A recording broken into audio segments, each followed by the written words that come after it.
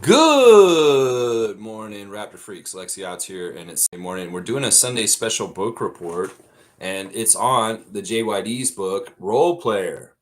Jerome Williams, Junkyard Dog, passing on the wisdom of a role player. And role player has this acronym for it, which means relentless, opportunist, leveraging everything. And this book is awesome. This is 2 Sundays in a row. I'm doing a book report, and well, I went to the NBA restaurant for Monique's birthday party earlier this summer, and this book was on sale in the store, and he still had ones where he had signed them. So this is a special role player book with the JYD signature on it, which is awesome. But yeah, this book is amazing. I will go back to those comments, Trevor. Don't worry. I'm not going to miss them. I kept them, and I'm going to read them after I do the report for a second. But yeah, this book is a self-help book in some ways. This is a secrets of his success book about Jerome's life and how he became who he is. Because in some ways, the JYD is a very special individual. He kind of was a trendsetter. He may not be a player that's like Michael Jordan. He may not be like Allen Iverson or Dr. J, a superstar, a top level player in the NBA for what he could do, but he was a very top level player. And in some ways, there's a case for Jerome Williams to make the NBA Hall of Fame, not for playing, but for community activism. Because this guy, he carved out his own role very early on in a way that was very, very unique. I'm telling you, it's interesting. Jerome Williams, in some ways, had a big part in the NIL happening. Seriously, most people would not make that connection that the Junkyard Dog had something to do with NIL, name and likeness, payments for college students. Because you know what? Jerome, as a player at Georgetown, was one of the first players in college that kind of had his own brand and own feeling to him before he even came in the NBA. Is very much a concerted effort that he has done in his life to build his brand and who he is. That the JYD moniker and the personality and persona is bigger than just him, this person, Jerome Williams. It's become synonymous with community activism and literacy, all kinds of different community kind of programs. The story in this book is chronicling Jerome's story, life. It starts with the basis of his family and how his parents raised him and how his father was present in his life every day. And it helped him to achieve higher in his life. That they set up a good, hardworking work ethic for Jerome at a young age, and it carried him. He talks about his different choices in life, like going to Georgetown going over to America instead of going to American University. He could have gone to American and been the big fish in a small pond, but he wanted to go to an illustrious place like Georgetown University with John Thompson and learn under him to have a better springboard to possibly make the NBA, which he was exactly right. Playing at Georgetown for John Thompson helped Jerome get to the NBA better. And he didn't have the flashiest career. He was playing with Allen Iverson, who was the top dog, but he did get in the NBA for it. He chronicles the mistake he made in the draft process when he had the opportunity to sign on with super agent David Falk, who was the agent of Michael Jordan, but he denied him because he didn't like some of the terms. And then he found in the draft that Jerome fell 13 spots in the draft than what he thought he was going to get drafted. This is an amazing thing. JYD actually thought in his draft class that he would be drafted right around the same place where Kobe got drafted, number 13, because he got drafted the same year as Kobe, the same year as Allen Iverson, the same year as Steve Nash, Marcus Camby. This is the same year for all these people. The Raptors took Camby at number 2 in this draft. And Jerome was expecting to get drafted in the lottery in the top 12. But because he didn't pick David Falk as his agent, he dropped all the way to 26, getting picked after the first ever Estonian player in the history of the NBA's draft, Martin Mursat. So it's a crazy story. It's all kinds of cool stuff in there. He talks about getting drafted to Detroit and being around Detroit and how an opportunity in Detroit happened with him and his brother. Now, see, his older brother, Johnny, is a huge influence on him, a huge, huge influence. In fact, Johnny and him are a team. And basically, Johnny helps JYD be JYD. JYD, as a community ambassador, as somebody who's worked with the kids in literacy, advocacy, and all kinds of different things, Johnny Williams is the guy who pushes him, his older brother. And well, when they got to Detroit, they found an opportunity. Detroit Pistons were desperately looking for some of their players to do community outreach, but none of the players on the Pistons team wanted anything to do with that extra work. But Jerome was like, I will fully do it. And he fully embraced it. And he went out and started doing like all kinds of community outreach, community appearances, and for nothing, just doing it. And he was really good at it. And his brother was found out to be a very good organizer of his schedule and the time for that. So Jerome worked on the basketball stuff, training and playing for the teams he played for. But his brother, Johnny, was doing a lot of the organizing for Jerome and his philanthropy and community work.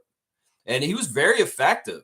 Immediately right away, Detroit was seeing amazing things from Jerome Williams. He had value off the court.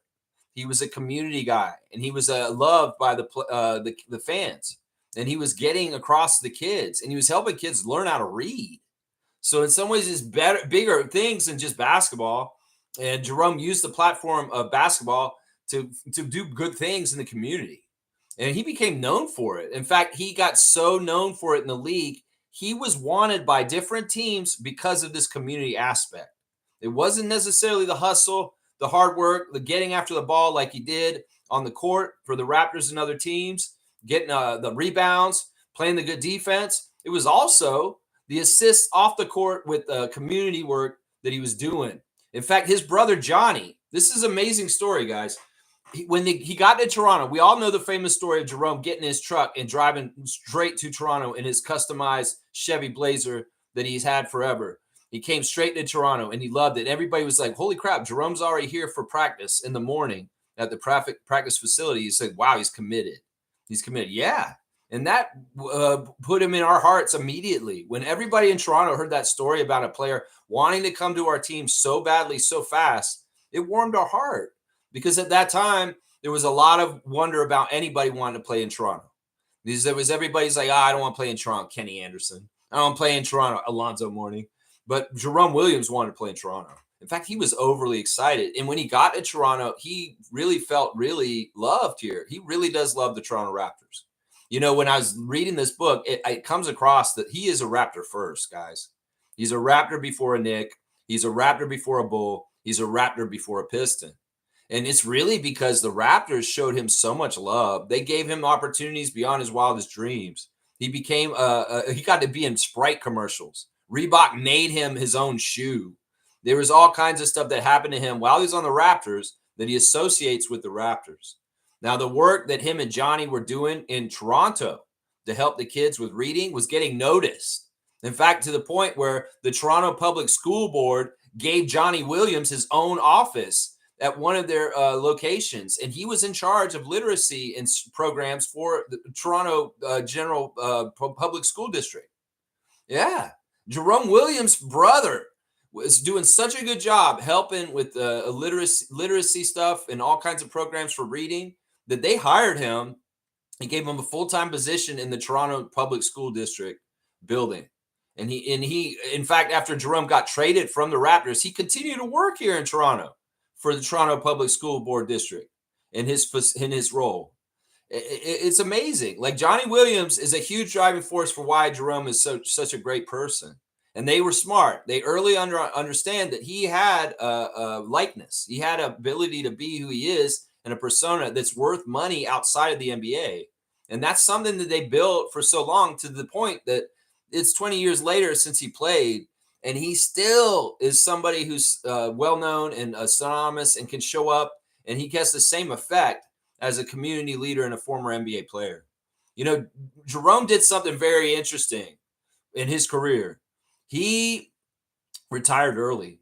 You know, he signed a 7-year contract with the Raptors that was laden with incentives. He had a no trade, like he had a trade kicker in. If he got traded, he was going to get paid money extra for the inconvenience. He had some stuff that mostly franchise players would have in their contract. And Jerome was playing, but then he got traded.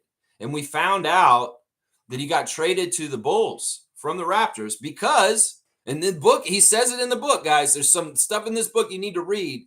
He says that he got traded from the Raptors to the Bulls, and he did not want to get traded there because in some ways he wanted to stay in Toronto and continue his work. And Johnny was already working for the school board. He got traded because Antonio Davis demanded a trade. That's what he says in this book. He says that Antonio Davis demanded a trade from the Raptors to the Bulls. And the Bulls wanted Jerome because they wanted him for the community stuff too. They did. Seriously, he was very much sought after by the Bulls and the Knicks for the community literacy work that he was doing. And he didn't want to leave Toronto. But he says in this book that Antonio Davis demanded a trade out of Toronto and wanted the hell out of there. And the Bulls wanted Jerome for sure in the trade that they were doing. This was the deal that got us Jalen Rose from the Bulls. And Antonio Davis is crazy because he just straight up said it. He straight up said it. There's a couple of things he says in this book that are very interesting. He even touches on Vince Carter going to graduation in that game in the playoffs.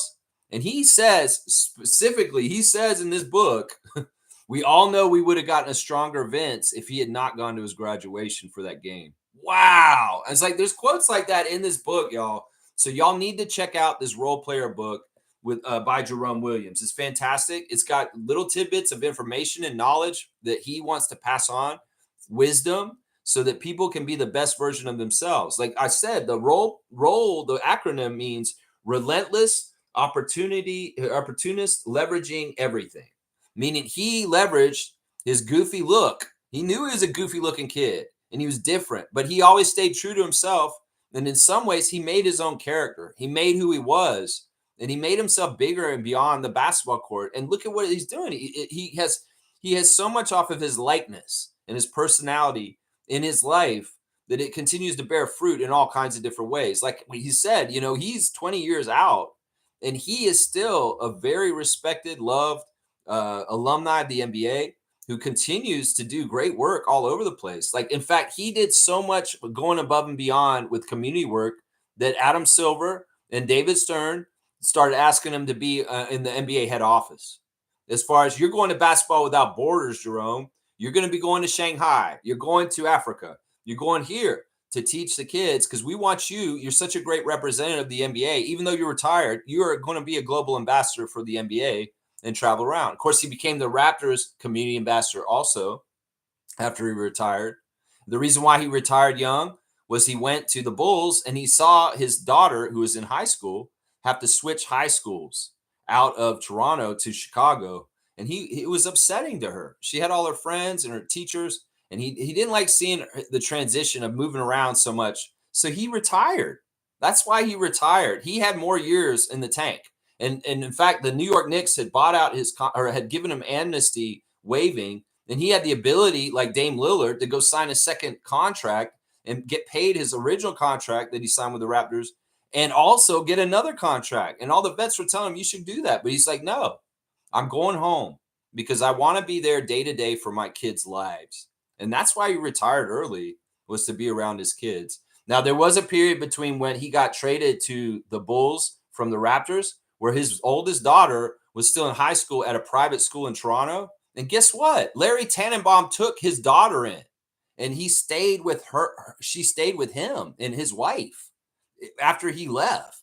So Jerome went to Chicago because he got traded, but his daughter was in a private school here in Toronto and didn't want to upend her life. Then Larry Tannenbaum offered for Jerome Williams' oldest daughter to live with him while Jerome was away and traded. Isn't that amazing? You find out more about Larry Tannenbaum all the time, that he did that for Jerome. He let his oldest daughter stay with him in her senior year so she could finish her school in Toronto for private school. Jerome goes on in the book how it was important to him. It was great that his children were born in Toronto because they're dual citizens. He really does see that as a leverage thing for his children to have the option to live either in Canada or the U.S. And Fred VanVleet, I'm sure, and Kyle Lowry both have enjoyed that, and maybe even DeMar DeRozan also. The options for their children with their citizenship of being dual citizens. So he highly values that. And he loves Toronto, man. He's always going to be a big part of Toronto. So Jerome Williams, even though he wasn't the best player in the world, he leveraged his position in the NBA as a community activist to become more and more make more and more of a business for himself outside of basketball. His name and likeness were worth something.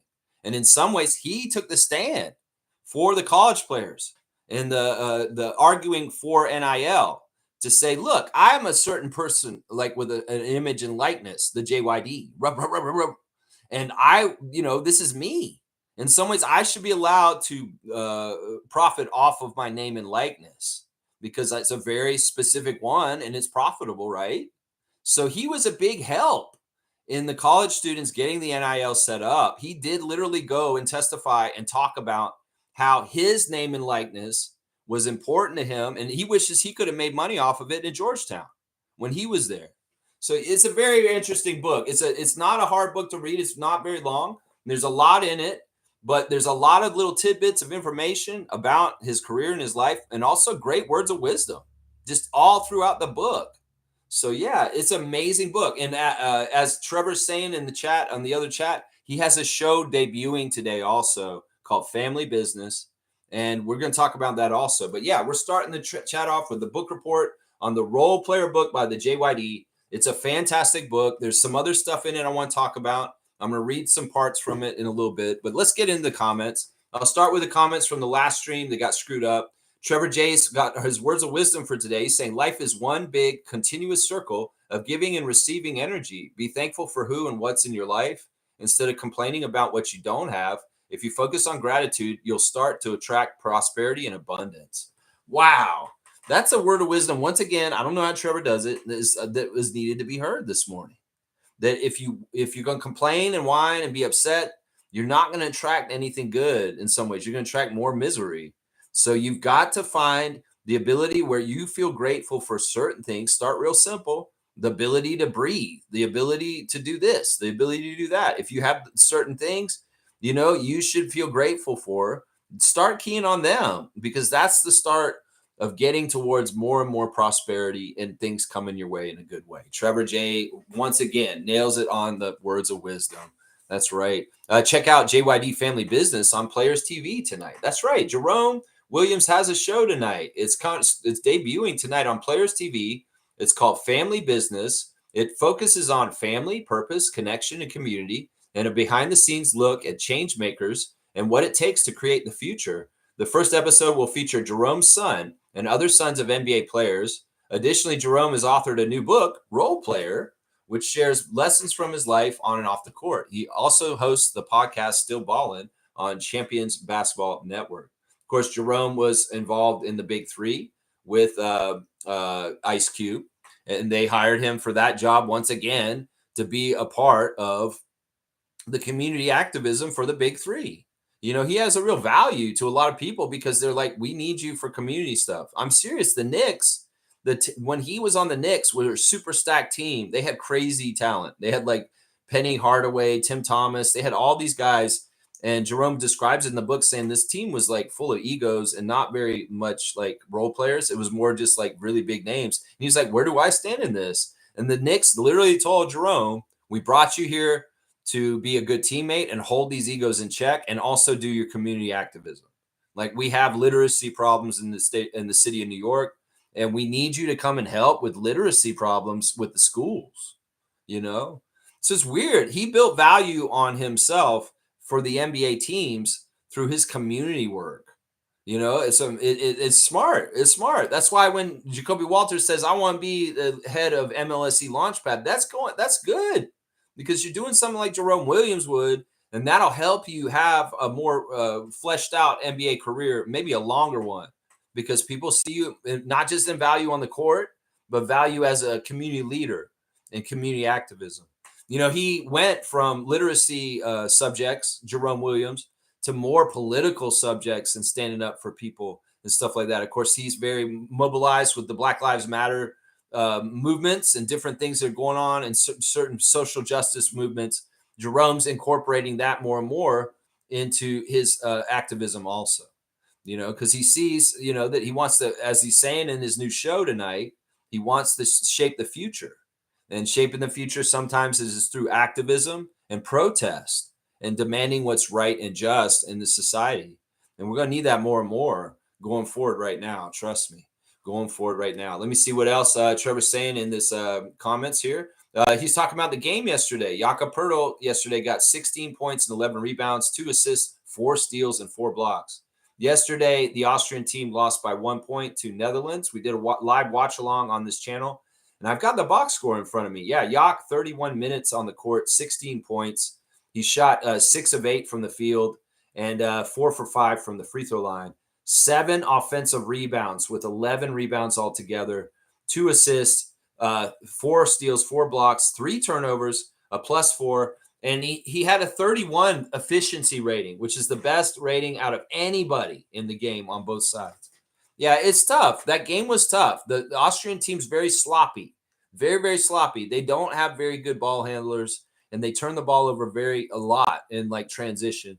And Jok can only do so much. At the end, he was really trying to will them to the win by forcing baskets in, just brute force through the lane and putting it back and going and getting rebounds above everybody. But there's only so much he could do.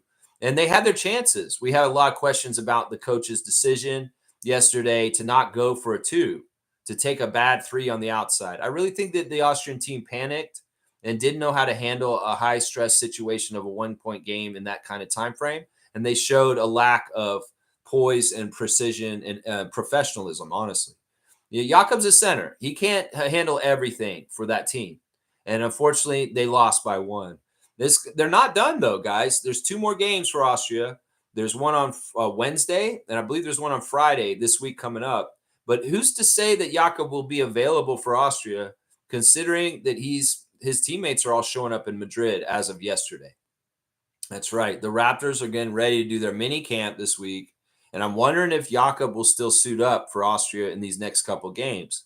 After losing this one, it's very likely it's going to be futile to try and get to the Olympics because they're not going to be in a good shape to try and get there after losing this one to Netherlands. So it may be, you know what, Jok, thank you for coming and appearing for Austria. You go and work on your professional career with the Raptors. I hope that's what it is. We'll have to see. But maybe he will be playing for them on Wednesday still. But they do have more games in the qualifier for EuroLeague FIBA basketball right now. Austria does. And they'll play 2 more games later this week against the other teams in their division that they're working on right now. But yeah, the disappointing outcome. But really, honestly, what can you do?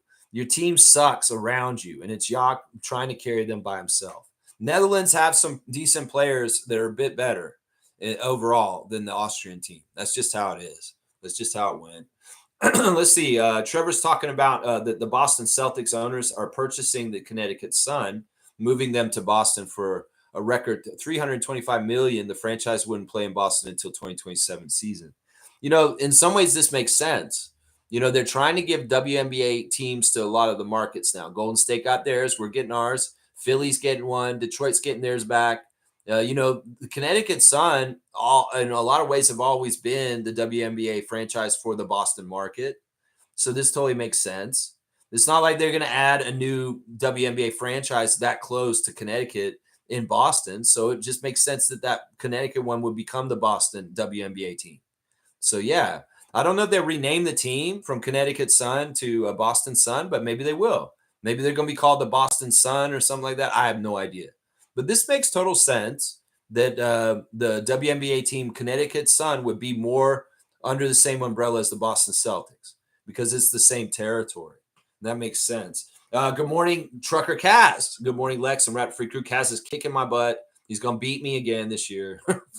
He's going to beat me again this week. And there ain't nothing I can do about it. Checking in on our WNBA Fantasy League right now. Yeah, he's got me beat by 150 points right now. And there's no way I can catch up with him on this last day. So good job, Kaz. You're going to put me at 8-2, 800 record for the first 10 games of this WNBA season. And it looks like you'll have the same record as me. You'll be 8-2 also.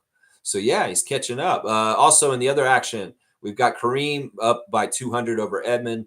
We've got Fiercey up by 200 over James. We got Meredith up by 150 over JP. And Cool Cat is beating Logical Raptors Fanatic by 150 in their matchup too. So not a lot of close matchups. Last day of this week's competition. We'll go into week 11 of our WNBA fantasy league tomorrow. So be ready for that, man. Yeah, let's see. Trevor's saying, hope you can still read my comments. I got him, my guy. And Stargate saying, check, microphone, check. Yeah, I'm not using the mic again today because it's decided it wants to be a little jerk the last 2 days. Then it has not wanted to connect to my computer. So I don't know exactly what's going on. So we're going mic free today, old school. The mic is on the computer right now, what I'm using right now. Fan favorite JYD. It's really smart. It's really, really smart. Like, he made a concerted decision when he started his career that he wanted to connect and he wanted to have a personality. He wanted to have a characteristic about him. And it really was a thing about business. It really was a thing about thinking about sustaining himself after his playing career with a likeness, with a persona. And he hit out of the park.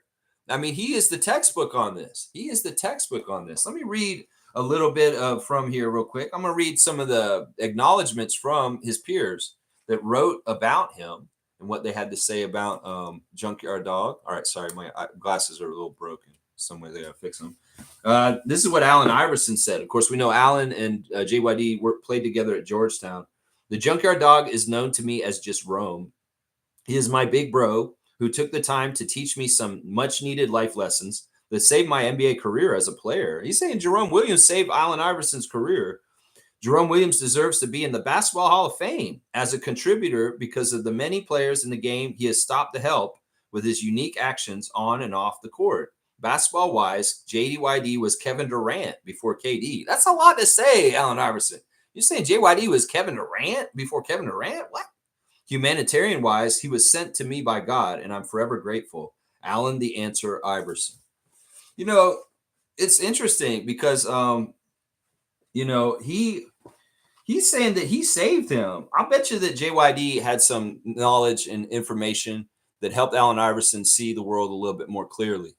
And from his perspective of gratitude and hard work, that may have been where it came from right there.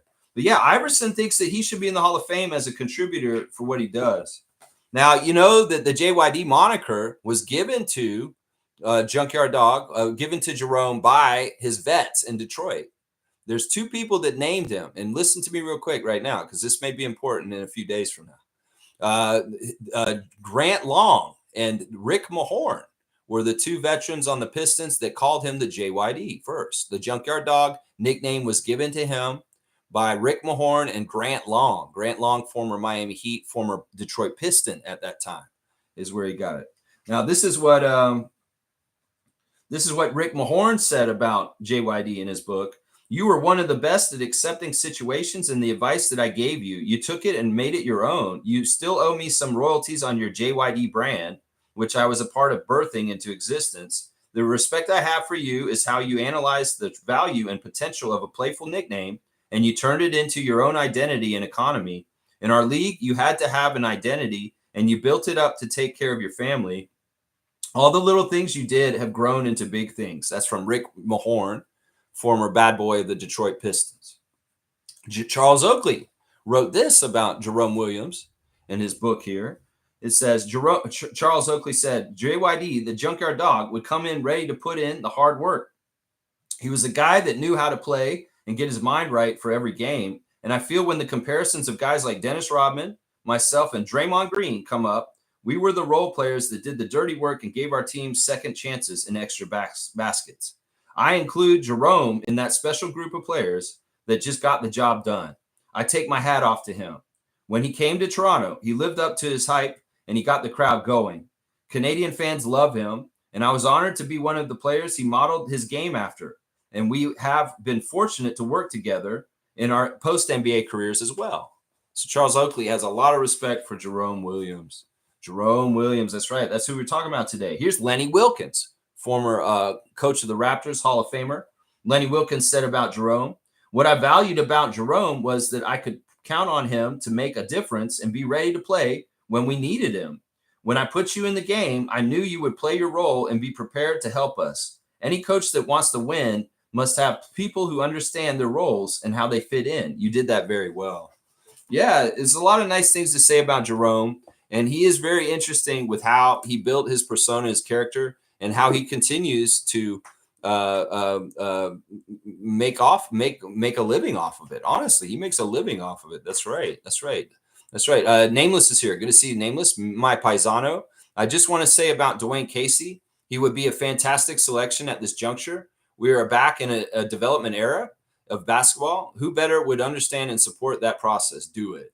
Yeah, I like this. Same Nameless works during the week, and he was not able to be at the Thursday think tank, but he wants to come in and give his 2 cents on the possibilities for our team president hire that are coming up, and he's given a full thumbs up on Dwayne Casey as possible team president for the Raptors, and he understands what I'm talking about here. He's keying on development. Casey's a very good development kind of guy. Now he's not going to be coaching, but he can see the overall scheme and he can add to things. And who knows? Maybe there is things that if Dwayne Casey came down the court at OVO and watching Darko and the Raptors practice, that he could add a little tidbits or things that he sees. And Darko's like, "Thank you, coach. Thank you, Casey. Thank you. You have actually shown me something that I did not exactly see, and this is appreciative." It's always good to have more good brains in the brain trust. And Dwayne Casey's a great development brain. And in some ways, we've got a great development coach, and we have a lot of young players right now that need guidance.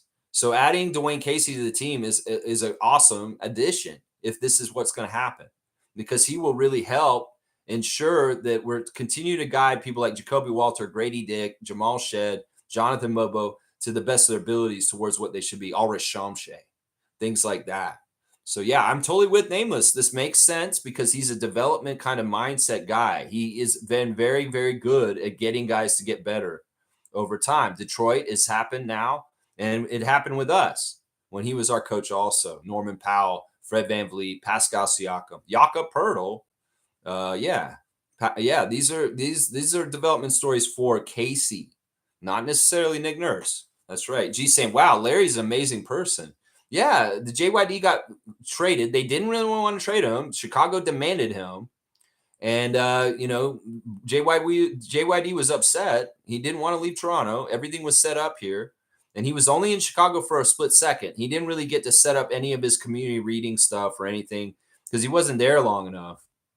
They told him that John Paxson told him when they brought him to Chicago that they wanted him to mentor Tyson Chandler and Eddie Curry, that they were their two brand new young forwards on the Bulls at that time. And the main job for Jerome when he went to Chicago was to mentor Eddie Curry and Tyson Chandler and be their vet in their rookie year.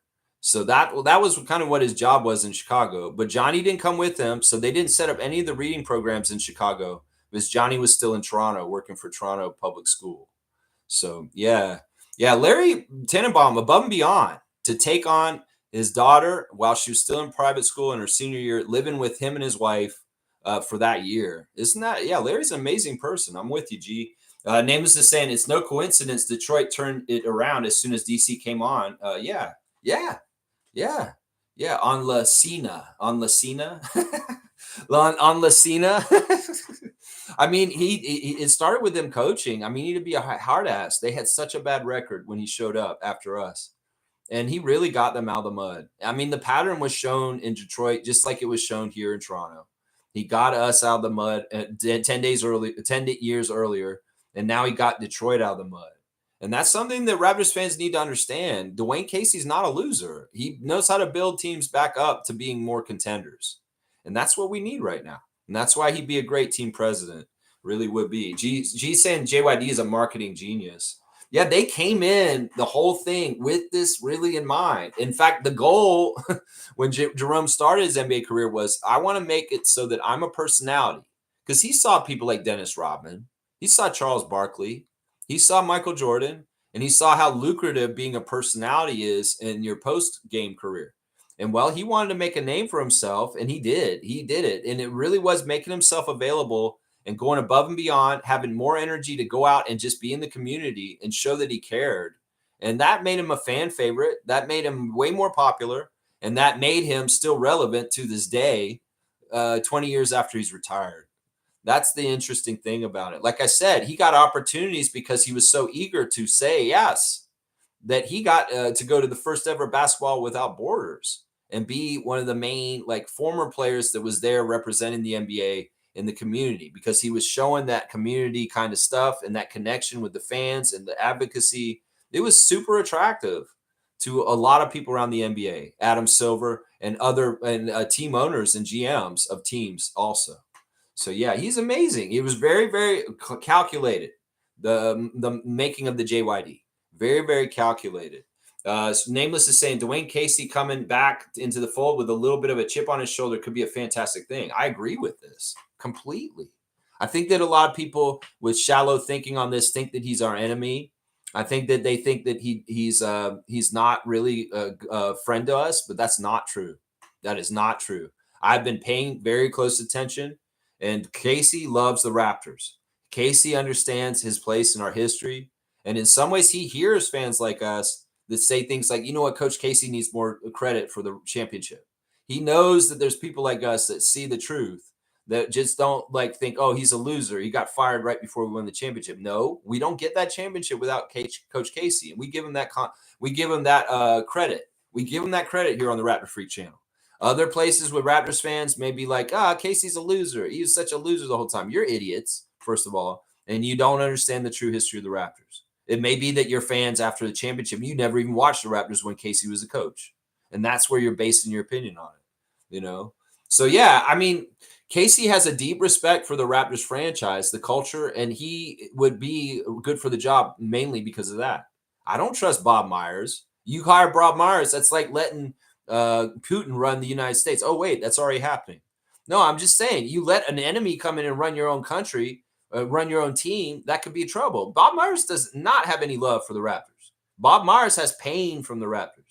So he was somebody who cannot be just trusted. Some people say, oh, Bob Myers would be a great hire for the Raptors team president. No, he would not, because I wouldn't trust that shoe snake oil salesman. I wouldn't trust him as far as I could throw him with his body, like a Ultimate Warrior press slam. I could trust him as far as I throw him, like right in front of me, just drop him. Seriously. You want to have somebody that's the most important thing with this job is they're going to be loyal to the Raptors. They're going to be functional. They're going to be non-toxic. They're going to be able to help us without, any kind of bullshit. And they can work smoothly with the people that are already with us. And Casey's worked with Bobby Webster already. They know each other really, really well. And that's why this kind of move would be smart, Raptors fans. Don't be shallow and just say, oh, Casey's a bad choice. No, he'd be a healthy choice because he'd respect our team. He understands the culture. He understands Masai Ujiri and who he was and what was important to him. And he's more likely to uphold the ways of Masai and past him. We're sad. We lost Ujiri. Obviously, it's a downgrade. It's going to be a loss no matter what for the Raptors because we cannot replace a man that is so amazing like Masai Ujiri. But we can lessen the damage. We can do damage control by making the right hire afterwards so that we're not getting into a toxic situation like something the Leafs would do. The Leafs hired some fucking outside guy all of a sudden and they were involved and they weren't getting along with the coach and the GM. That would be just toxic. So this is why this is very important what they do with this decision. Because honestly, I can read right through whether your decision is toxic or not for the team, Keith Pelly. So I'm watching you.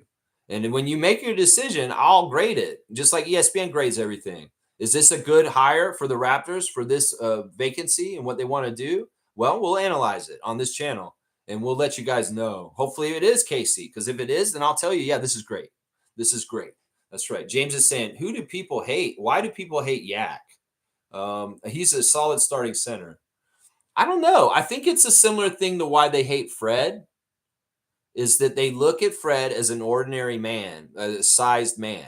And they're like, there's a little bit of hate. Like, I could have been that guy. Like, I feel like Fred gets a lot of hate partly because he's an everyman. He's a 5'10" guy who made the NBA. And in some ways, it's like everybody looks at him, they're jealous. I feel like in some ways it's the same with Jakob because he's a big white guy. Maybe there's a lot of people like they disrespect him. Like the disrespect I'm hearing lately is, oh, he's just a rebounder and a shot blocker. Anybody can do that. That's bullshit. That's bullshit, first of all. You have to be in good shape to do what Jakob does, and he's in very good shape. And he's put in a lot of hard work. You can go ahead and poo-poo what Jakob Poeltl does and say, oh, it's easy to do what he does. That's not true. That is not true in any of the ways. It may look easy because he makes it look easy, but that motherfucker's out there fighting people like Draymond Green on a nightly basis in games all the time. He's using his strength to hold people off, but he's so strong you can't even tell he's laboring. You can't even tell he's working. That's the thing. Casuals will not look at what Jakob's doing and say, "Oh, he's not that good." Well, it's because he makes it look so easy. Seriously, but he's very good. He's very, very good. And honestly, all these people that think they could do what Yak does because they're 7 foot and I'm this, I can do what Yak does. Okay, you go and try. You would not be able to do what he does. Trust me. You would not. There's a reason why he makes the money he makes and he's in the NBA. And it's casual to say, oh, he's just, and you could pick up a guy in anywhere in Toronto from a pickup game and they would be able to play the role that Yak does. Nope, that's not true. And that's an insult. And you do not understand how much work, how much time, how much effort, how much conditioning, how much everything Jakob Poeltl had to do to get to the point where he is in his career. It's a real slap in the face. It's a real slap in the face. That's right. That's right. Let's see. G saying, James, because some like flashy players, even if inefficient and full of ego, man. Yeah, that's the crazy thing is like he's one of the most efficient, like really good players in the NBA for like doing what he needs to be done for what he's supposed to do. But people like flashy. People want dunks. People want 3-pointers. People want all this extra shit. They want sizzle. They don't want steak. Jakob Poeltl steak. The fans want sizzle like LaMelo Ball. And that's part of it. G's exactly right. Trevor's saying, did you see Norman Powell's interview in Europe talking about the difference between USA basketball and European basketball? I saw little snippets of it. I've seen him say that that's part of the reason why he wanted to join the Jamaica team is he wants to get more taste of FIBA basketball and play that style. And I think also I seen him talk about how he, like Jonas, has a dream to play in Europe after his NBA career. So I could see Norman doing what he does in the NBA, and then all of a sudden he's getting a huge contract to go play in Greece at some point. I could see this happening because he made the overture. And this is me paying attention once again. I heard Jonas say this earlier this summer, and that's why I knew he didn't want to go play for Denver. I'm hearing Norman Powell right now say that he wants to play his career after the NBA in Europe. He wants to go and play some years for a Europe team somewhere in Europe and make some big money after that. And that's smart. We've seen a lot of guys all of a sudden waving the white flag, and they're in Australia now. Javon Freeman Liberty has given up on his G League career and his NBA dream, and he has gone to Australia. He's going to be playing in the NBL this season. David Johnson's gone there already too. So, yeah, there's a couple of players that were in that category, like Malachi Flynn. He's gone overseas also, that were struggling to make the NBA through the G League, and they've just given up, and they're going to play professionally, get that big money in places like Australia. Javon Freeman Liberty just recently going to Australia to do that right now. Yeah. Select Easy saying, too bad JYD couldn't help Victor Page. Sad story. I don't know anything about this story. Victor Page. What is this about? Let me see. I'm going to do a little research real quick on the story just because I don't know what's going on. Victor Page. Okay. Yeah. He was on Georgetown and he was a friend. And okay. He's still alive. He's 50 years old. Victor Page. What happened to him? He was shot in the right eye in his childhood neighborhood. He lost his eye completely and now wears an eye patch. And then he was also put in jail for 10 years for second-degree assault. He got paroled in 2019, but then he got guilty for rape of a young girl, 17-year-old girl, and now he's in jail for 20 years in prison. That's crazy. So you're saying it's too bad he couldn't help Victor Page not be a criminal and rape a little girl? That's crazy. That's a sad story, man. I didn't know anything about that. Well, I just looked at it. It's like Deezy, good morning to you. Good to see you. Trevor's saying, Smooth, what a tragedy happened to CM Punk last night when he wins the world championship and lose it right back and 5 minutes later. Bye, Steph freaking Rollins, cashing in the money in the bank. Oh, okay. So they did one of these bullshit things where Bret Hart beat Yokozuna and then Hulk Hogan ran out and beat Bret Hart and stole the title. Yeah, that's such bullshit. They didn't even have money in the bank back then. And Hogan just came out there and said, I'm pinning you and taking the title from Bret. It's kind of messed up, man. It sounds like that was messed up. Smooth saying, Trevor, that was a shocker. My jaw dropped. I'm also surprised Jade Cargill lost against Tiffy. Oh man. All right. Anyway, I'm gonna keep going. He's also talking about tonight is night 2, John Cena versus Cody Rhodes. Is Cena's babyface turn legit or a work? I don't know. I don't know. Either way, you guys are talking another language to me in a way. Reggie said, I hope it's a legit.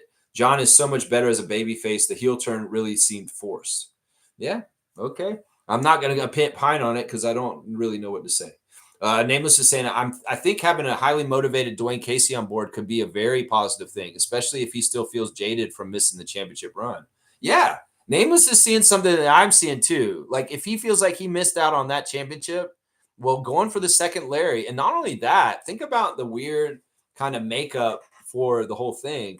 It's like turning the other cheek in the most beautiful way. Sure, you did me wrong. You fired me as a coach of the year.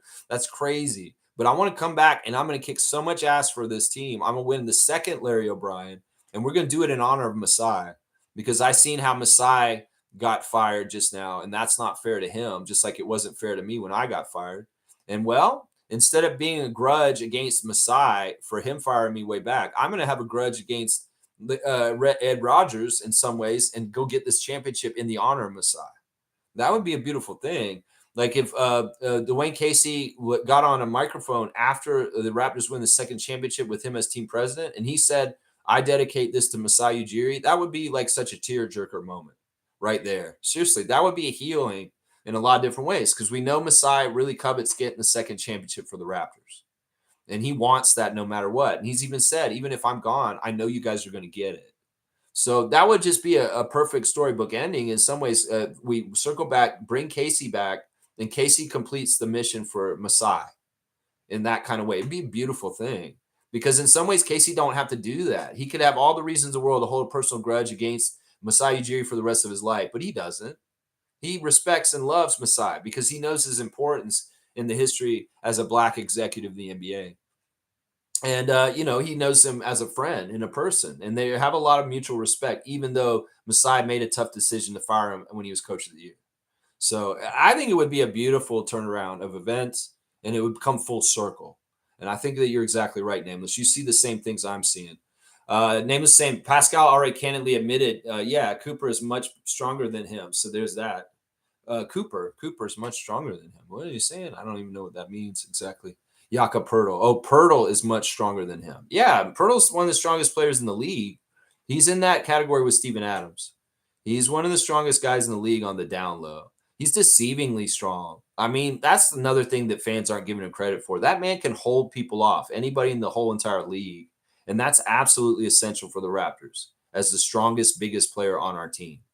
He is a guy who can protect Scotty. He's a guy who can do different things on the court, like get retaliation.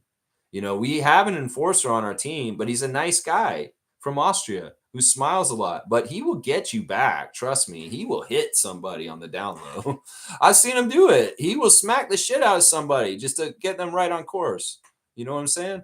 All right, y'all may be talking too much wrestling. I don't care about the pay-per-views, guys. In some ways, this may be Discord conversation for you guys to have about the WWE pay-per-views, but I'll read them just to humor you guys for a sec. Io Sky versus Rhea Ripley versus Naomi. I'm looking forward to that match. It's going to be good. So a triple threat, and that's probably for one of the women's championships. Pretty cool. All right, I'm just blindly going to say out of those three, it's likely Rhea Ripley will win just because she seems like she has the most charisma, the most going on with her, although Naomi could win this too. I think that those are the two likely ones in that one, but I would say Rhea Ripley probably win it just because of all this stuff with Dominic and all this other goofy stuff she's got going on. She's got a real persona. She's one of the most popular wrestlers right now, right? But maybe it's in the storyline where Naomi needs to get her back or something like that. Yeah, will Naomi retain the belt? I hope so. Okay, so she has the belt, and it looks like Rhea Ripley's coming for it. I don't think Sky is involved in winning this one, although that would be the wild card. That would be weird if that happened. Wayne is here. Good to see Wayne Strainer. Morning, Rapid Freaks. Playing ball in Europe must be nice. Yeah, it's a nice locale. Let's go do the Instagram stories real quick because this is where we are right now. We're in Europe. First of all, we've got Jeff Landicho, the basketball producer, who's at Africa for Giants of Africa, documenting it with the documentary camera. But first, he wants to remind everybody they're doing backpack and basketball giveaway again this year, like last year. It's a great event for kids to get ready for school. and having supplies. And you want to bring supplies to help, and they can give free haircuts to people that bring school supplies to help out. It's Saturday, August the 23rd from 9 to noon at in Ajax at 1 Green Half Drive. No registration needed. First come, first serve while supplies last. Children must be present to receive a backpack and a basketball. So if you want to go there to get the backpack and the basketball, you have to have a kid that's going to school, and you can get them help. But also they want you to give them to them. That's right. There's some footage from the Giants of Africa Festival from Jeff's lens. Some dancers dancing on the stage. He's also putting on blast his dad, Wally. Welcome, Wally. Something I love this, Tito Wally. Thank you, Tito Wally. I love that. His dad's so awesome, man. He's such an icon of basketball here in Toronto. Brandon Ingram has some words of wisdom for us this morning, guys. He's saying, I genuinely do not believe people treat you how they feel about you. I believe they treat you based on the state of mind they're in. Some people unintentionally hurt you because they're at war with themselves and suffering with things that have nothing to do with you. Wow, that's some interesting words of wisdom from Brandon Ingram this morning. And I'm not totally sure why he's saying that right now, but we can only read into it. I think that is true. People in their state of mind, maybe they're hangry. They could be a little different just because they're hangry, right? Jonathan Mobo's checking in Madrid, España. Hola is what he's saying. It looks very sunny, blue skies. The old streets of Madrid are on his Instagram stories. There is AJ Lawson in Madrid, España. Yeah, there's some sort of weird Mickey Mouse and Minnie Mouse statues in the airport, I guess. But AJ's checking in. He's with the team in Spain. There's Grady Dick, and guess where he is? He's in Madrid. He's taking a picture in his hotel mirror, and it looks like he's a little jet lagged from the travel. Of course, he just finished up his basketball camp in Wichita. Or wait, maybe he's doing it afterwards. And Oshai just did his basketball camp, but I don't know if Grady's doing his until after this trip to Spain. But there he is on the street, walking around. Grady in Madrid, taking in the sights 5 hours ago because, of course, it was light out in the morning there already. Scotty Barnes still feeling the effects of his birthday from Friday. And yeah, he's got DJ Khaled playing, and he's just living his best life in Greece, but that man just went to Spain. I know that he's in Spain now too. Jonathan's in Spain. Scotty's in Spain too. Jacoby Walter checking in on the plane flying over Madrid, Spain. There's Jacoby with the airplane shot of the city and what it looks like down below. It's very neat to see the airplane shot. So they're in Madrid, y'all. Comedy basketball. Had Jack Armstrong doing his song last night. He was singing My Way to the Comedy Records event last night. I took the blows. I did it my way. Yeah, Jack's fun when he sings, right? Colin Murray Boyles is playing the Mac DeMarco on his Instagram stories and showing highlights of him working out at South Carolina. But guess what? There's some Tigers on his Instagram. And then boom, guess what? 6 a.m., 10 hours ago, he's checking in Madrid, Spain. That's right. I'm seeing a pattern here, guys. All these Raptors are in Madrid all of a sudden. There is Lloyd. Lloyd is checking in a day ago in Munich. So I guess Lloyd diverted from where Scotty was going, and he's gone to Munich now. So he's in Germany. What about Lloyd? And Jonathan and Scotty are in Spain now. So I don't know. Lloyd's in Germany for some reason. I don't know. Lugetz Dort is celebrating a birthday or a wedding or somebody. Somebody got married. So he's celebrating a marriage. Let's see what else. We got Norman Powell with Team Jamaica. There he is with teammates from Team Jamaica. They've been practicing, and Norman's around his Jamaican teammates. Very, very cool. And there he is talking about a current player that you haven't met yet that you're excited to finally meet, current Heat player, Kel'el Ware. He says he wants to meet Kel'el Ware. He saw him play once. He's excited to meet him as a teammate. So he doesn't really know Kel'el. So he wants to meet Kel'el Ware. There you go. He wants to bring him to the grind factory is what he said. Bring him to the understand the grind factory, Kel'el Ware. There you go. Let's see what else. We got Savannah Hamilton's taking a rear view mirror shot of herself. Vin Bagnani is in the plane with the orange juice, and he's next stop is Madrid. So we're seeing a pattern here. The Raptors personnel is all starting to get together in Madrid. There's Serge Ibaka doing some stretching. Serge looks like he's in really good shape, guys. Like this man can still play in the NBA, I'm pretty sure. I mean, if he wasn't so old, maybe he would be, but I don't know what's going on with Serge. He looks like he's in phenomenal professional shape still. He may have been not in the NBA recently, but the man's kept up his body. I'm just saying that right now. There he is working out, doing stretches. And it looks like he's in Miami still. Where in the world is Serge Ibaka? It looks like he's still in Miami, guys. Orlando Robinson is at Las Vegas Aces game. It looks like he went to the WNBA game last night in Vegas and was there watching them play. Manuel Quickly is saying, stand strong. The battle is the Lord's. I like that statement. It's saying, stand strong. The battle is the Lord's. That's awesome. Emmanuel, of course, showing he's been fighting in the boxing ring. He's got some gloves on. He was doing some practicing and sparring. And there he is at a gravesite, remembering someone from his family. That's sad. So they were coming to bring some flowers to somebody from his life that passed away. Slim Duck is very interesting right now. Chris Boucher's Instagram stories are telling a lot right here.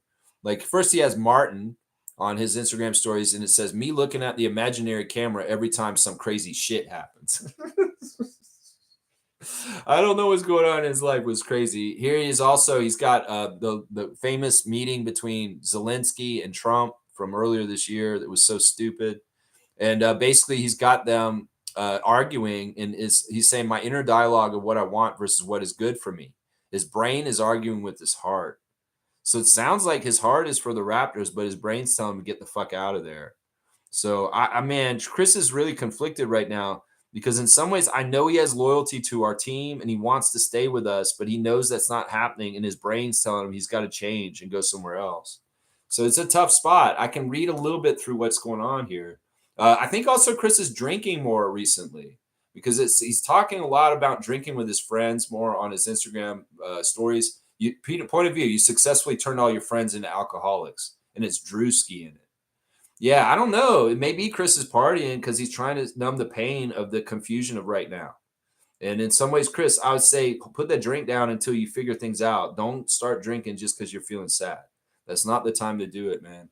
Yeah, here we go. He's got that kid from the Ravens game where it says he's got like a face that looks all sad. And he says, me when God reveals his plan. And then me after everything starts to make sense. So hopefully things are starting to clear up this situation in some ways. He's also got Blanche or B. Arthur from Golden Girls, Dorothy. And she is saying that when the Holy Spirit has taught you to control your mouth, but your face still needs deliverance. Yeah, it's the kind of thing where like you're being quiet. You're not trying to tell what you're doing, but a poker face will not happen because you look like you're pissed off in your face still, even if you're not saying anything. Yeah, I know about that. Chris.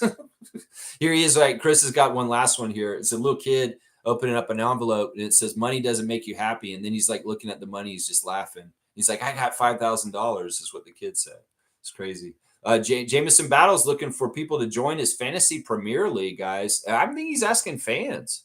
So if you guys know anything about Premier League soccer and you want to play fantasy, you can play it with Jamison Battle. The opportunity is there. Go to his Instagram stories and you can join up with Jamison Battle's fantasy Premier League. So yeah, check that out if you know about that stuff. Yeah, there's a code for it too if there's any troubles. So yeah, get in there while you can if you want to play that with him. Seriously. Malachi Flynn, what are you doing? He's at Damp Performance. I don't know what's going on there, Malachi. Jamal McGlure has got a lot of stories from this weekend at Carabana.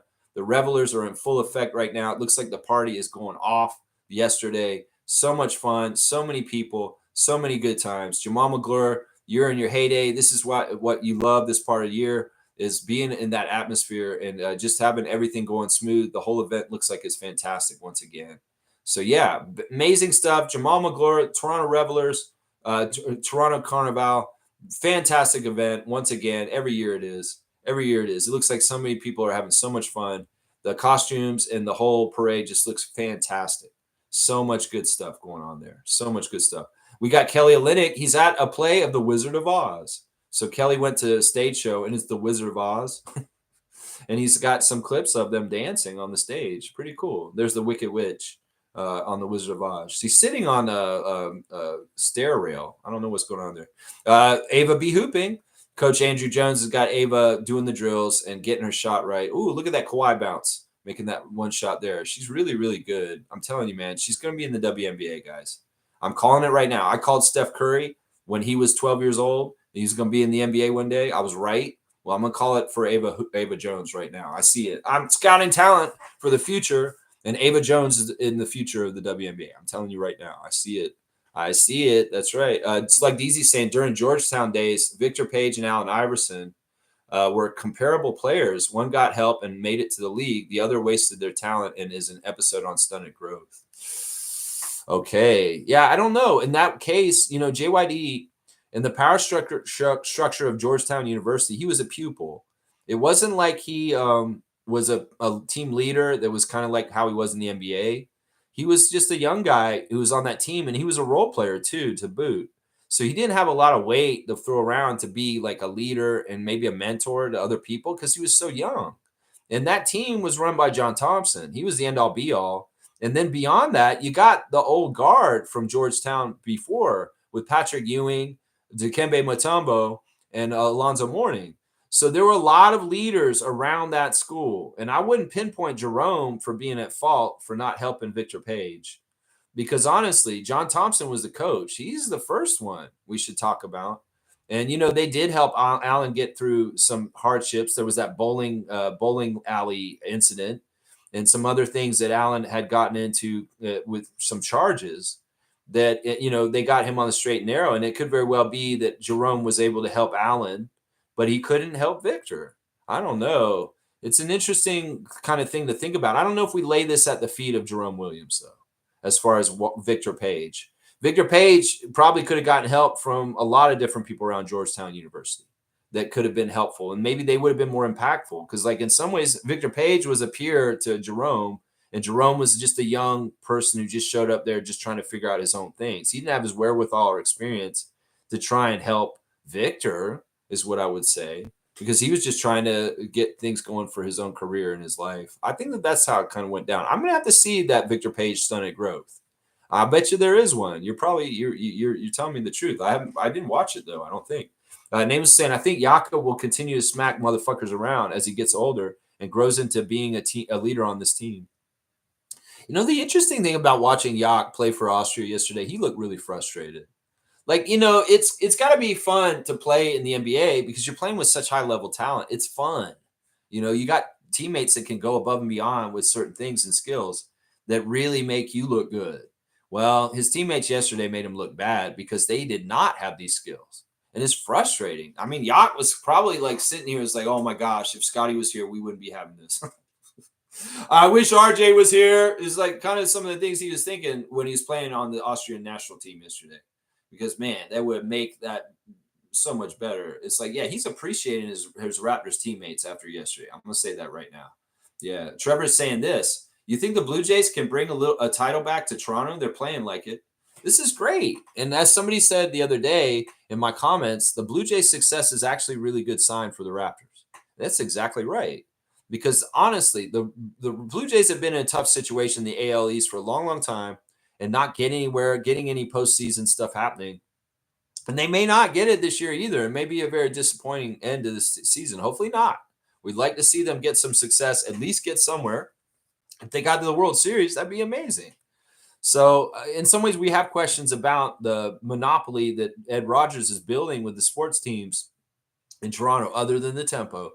And, if he's going to show signs of making the Blue Jays competitive to possibly strike for a World Series title, that's a good sign that he'll do the same kind of thing for the Raptors in the near future also. So, yeah, we want to see the Blue Jays very successful. In fact, if the Raptors aren't going to be the next Toronto team to win a title, I want it to be the Blue Jays. I don't want it to be the Leafs. I want it to be the Blue Jays. If the Blue Jays won another World Series, that would be fantastic for the city. And in some ways, that would be a good sign that MLSE and Rogers is invested in winning for the city. And that's something we want to know is true. Namus is saying, if Jakob overdevelops a mean streak, look the fuck out. Look, I've seen Jakob get into that enforcer role because his face changes. He has his rounder, softer features in his face go more angular and a little bit more straight. Like he's more like this and like, yeah. And I've seen him take cheap shots on people when people are not looking. He gets called for those fouls sometimes, but he could flock somebody real quick with the side of his arm, and that will hurt. So in some ways, that's some of the stuff that's happening in the NBA that people don't see, that people will beat each other up in the game with hidden contact. that the average fan won't see. And Jakob is one of those guys who gives receipts out to the other teams for the Raptors. And I wish people would realize that and respect him more for that. Seriously. Who's going to stop him? I mean, seriously. Yeah, who's going to stop the big Yak attack? That's right. We love our Yak. That's right. I want to see if he's going to still play for Austria this week. We'll have to see. We'll have to see. Name is saying, what can any other player in the league do about it? Niente. Niente. Well, there are guys that are similar strength to him, but the great thing is he can negate a lot of the other guys of similar strength. That's the problem. If you have an overpoweringly strong center that is just absolutely difficult to deal with, if it's a healthy Joel Embiid without knee issues, that's a problem. You need somebody who has the weight to counterbalance it. And Jakob is that guy for us. Jakob is that guy for us. That's right. Stargate saying our IQ and RJ in Spain. Oh, I'm sure they are. They're going to all be there. They're all going to be there. This is I think it's not necessarily mandatory, but it's highly recommended. And these guys aren't messing around. In some ways, they see how this roster is so competitive. You know, if somebody like Ochai Baji said, yeah, you know what, I'm not really coming to Spain, that's going to fuck him up for the season. Seriously. Because that may give him a peg down right away to start the season as far as where he is in the rotation and where he's going to be. In some ways, these guys need to show up for these events during the summer with the team to show they're committed and to get their spots. That's one of the byproducts of the competitiveness of us having so many good players on our team right now. And we don't know who's going to get the regular rotation minutes and the time on the court. Well, it's figured out by the commitment this summer. And, you know, any of the Raptors that don't go to Spain, it's going to look bad. It's going to look bad. That's what I'm going to say. Slug Deezy saying Chris Boucher's NBA career might be in jeopardy. Yeah. Yeah, I was hinting on this the last couple of days that part of the thing that's happening is, you know, every year in the NBA, there's a certain amount of new players that come in as rookies. And there's a displacement of water. It's not like there's unlimited roster spots in this league. You have 30 players come in from the draft every year. That means 30 players are done. And they're going other places. Whether they're G League players like Javon Freeman Liberty going to Australia, whatever it is, those spots shift and they go away. And that there's a certain level of like displacement. 30 young players come in with the draft that are going to literally play in the NBA, not just extra guys who are doing G League only. They're going to take those spots from people that are already in the league. And there's just a turnover. In some ways, Chris has already had an average NBA career. Some people may not realize this. The average NBA career is like 6 years. Chris has played for 9. So he's had an above average NBA career already.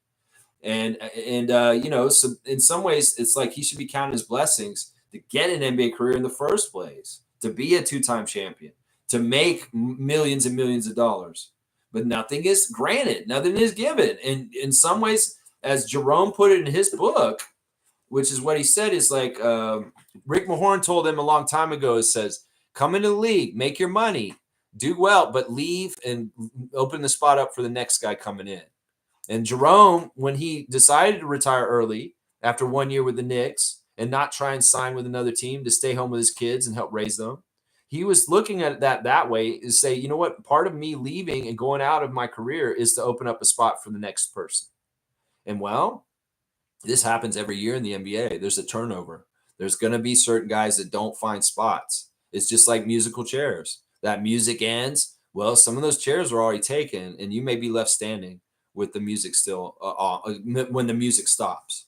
So, yeah, it's sad, man. I don't want to see this for Chris. I want him to find a spot and still play in the NBA, but this may not be happening. I mean, even somebody like Precious. Precious has a lot of value, but he's not getting snapped up.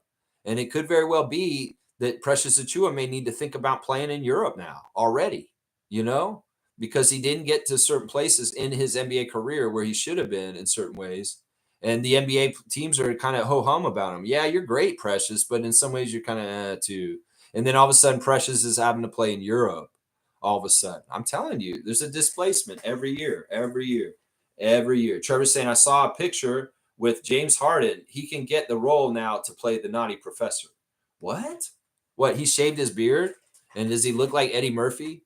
Does he look like Eddie Murphy in the Nutty Professor now? Because he has weird big cheeks that were hidden by his beard. That's what I heard is James shaved his beard, guys.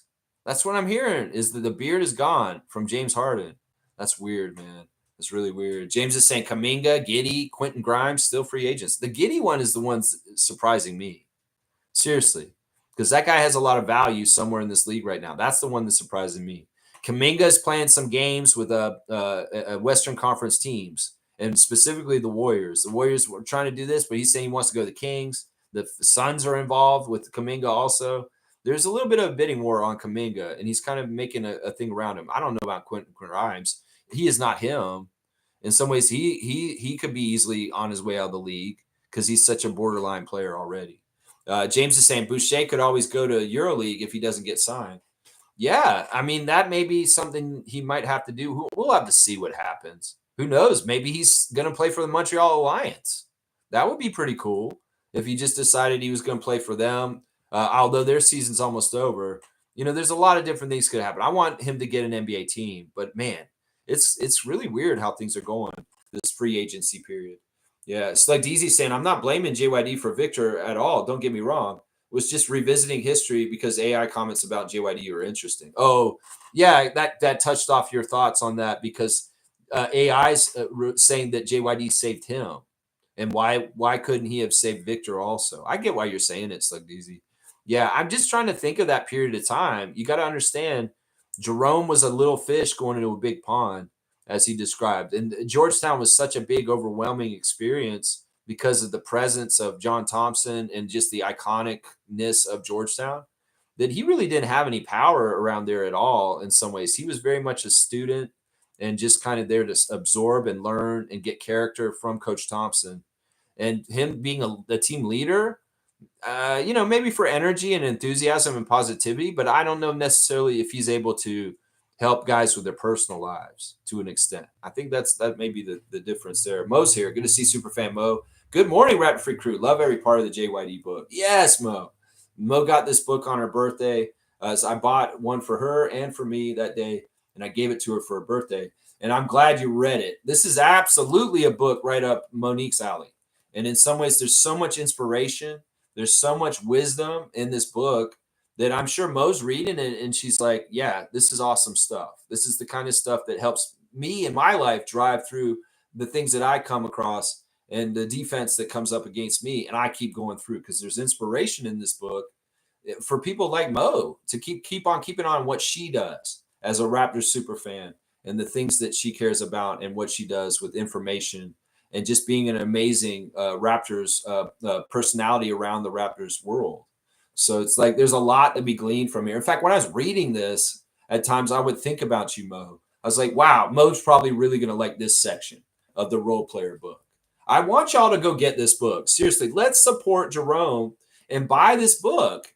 Seriously, you might be able to go to the NBA restaurant and still get signed copies of them. So if you want a signed copy like the one that Monique and I have, you might be able to still get it down at the NBA restaurant because they were still for sale there in June.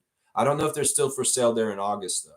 But they have this book for sale at the NBA restaurant. But seriously, I'm not putting this on blast just to do a book review. I want y'all to buy this book. Let's support Jerome is what I'm saying right now. If you can get this book, get the book because you'll like it. In some ways, I'll say this, Jerome. If I do have any criticism of this book, and this is coming from me personally, as a real, truly published editor, I am a published editor. I have edited books that have been published and are available to buy online and in bookstores. I want to edit your book next time, Jerome, because I see a lot of small mistakes that if you'd had an editor like me go through your book, I could fix it all for you. So if you do another book or you want to do a new edition of this book, call me up, Jerome, because I can be hired as an editor in a job and I could fix your book up so that it's absolutely perfect as far as the way it's all laid out and everything. Because there's a little bit of editing problems with this book. I'm going to say that right now. And I could have caught it all and made your book perfect, Jerome. If you want to hire me, I'll do it. If you come and watch my stream and you see me talking about it right now, Jerome, I'm your Facebook friend, Alexi Ott. Just send me a message. I will edit your book for you. I don't even want to cost too much either. I'll do it for a very nominal fee. How about that? There you go. There you go. Smooth saying Boucher will get an NBA contract, man. He's a rotation player, vet minimum.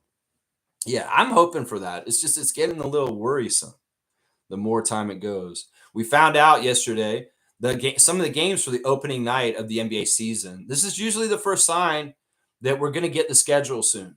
When we hear the first night of games, the first 2 games of the season, of course, the Lakers are involved. I don't remember what the games are. I don't give a shit. And then we'll hear about the Christmas games next. And then slowly after that, we'll probably see our NBA schedule revealed to us. So this is coming. That's the first sign when they announce the opening day games and the Europe games, because they have to get all that organized early. And well, they're going to announce the Christmas games next, and then they'll announce the whole dang schedule. And this will all probably happen in the next 2 weeks or so. So we're going to get the schedule soon. The signs of it are when they start showing it. This is the opening night for the NBA schedule. Oh, okay. So the schedule's coming soon, is what we're saying right there. Yeah. James is saying NBA players can be retired by 30 if they play their cards right. That's pretty cool. Yeah. I mean, the thing about Jerome is like he's not greedy. He has a certain amount of money that he made in the NBA, and he was proud of becoming a millionaire by being an NBA player. But also, he's balancing greed for money with the want to be present for his family. Like that is the biggest thing. He noticed in his last couple of years in the NBA that his children were missing him, and that one of the things he valued the most of his childhood was his father being present every day and being a role model and being very important in making him the man he is today. And he realized he needs to do the same thing. And this is the stuff we're going to see on his show, Family Business, the Family Business Show, because like he's showing actively on the show how he mentors his son and molds him into a young man, a basketball player and a young man at the same time. So I'm very curious to see Jerome's new show on Players TV that's debuting today, and how he's mentoring his son, and also how he's getting involved in activism and trying to shape the future. That's the themes of this show that is coming out today. That's right. Yeah. Let's see. And if you can retire early, Terrence Ross did it too. In some ways, it's like I get it. If you're being honest with yourself, you could hang around and just make money like PJ Tucker for doing nothing, just making NBA contracts for doing nothing. But Jerome's like, you know what? I want to free up the spot for somebody who's more heart and desire for this, because my heart's not as into it, because I see the calling to be with my children at home. And you know what? I could easily just make more money and grift the NBA, but be half-assed about it, which is a lot what the NBA players are doing, a lot of them in the league at this point. But no, he had more respect than that to waste time and money of an NBA team if he's kind of checked out halfway. No, I'll just go home and let me go home and be involved with the kids. And the thing is, he's been lucrative ever since. It's like Jerome doesn't have to have a regular job. He could have been an accountant. He studied for it, and he had an accountant job just in case he didn't make the NBA. But he's using his likeness. He's using his personality ever since. And that makes him an NBA a global ambassador. That makes him a community ambassador for Toronto, specifically here in our city.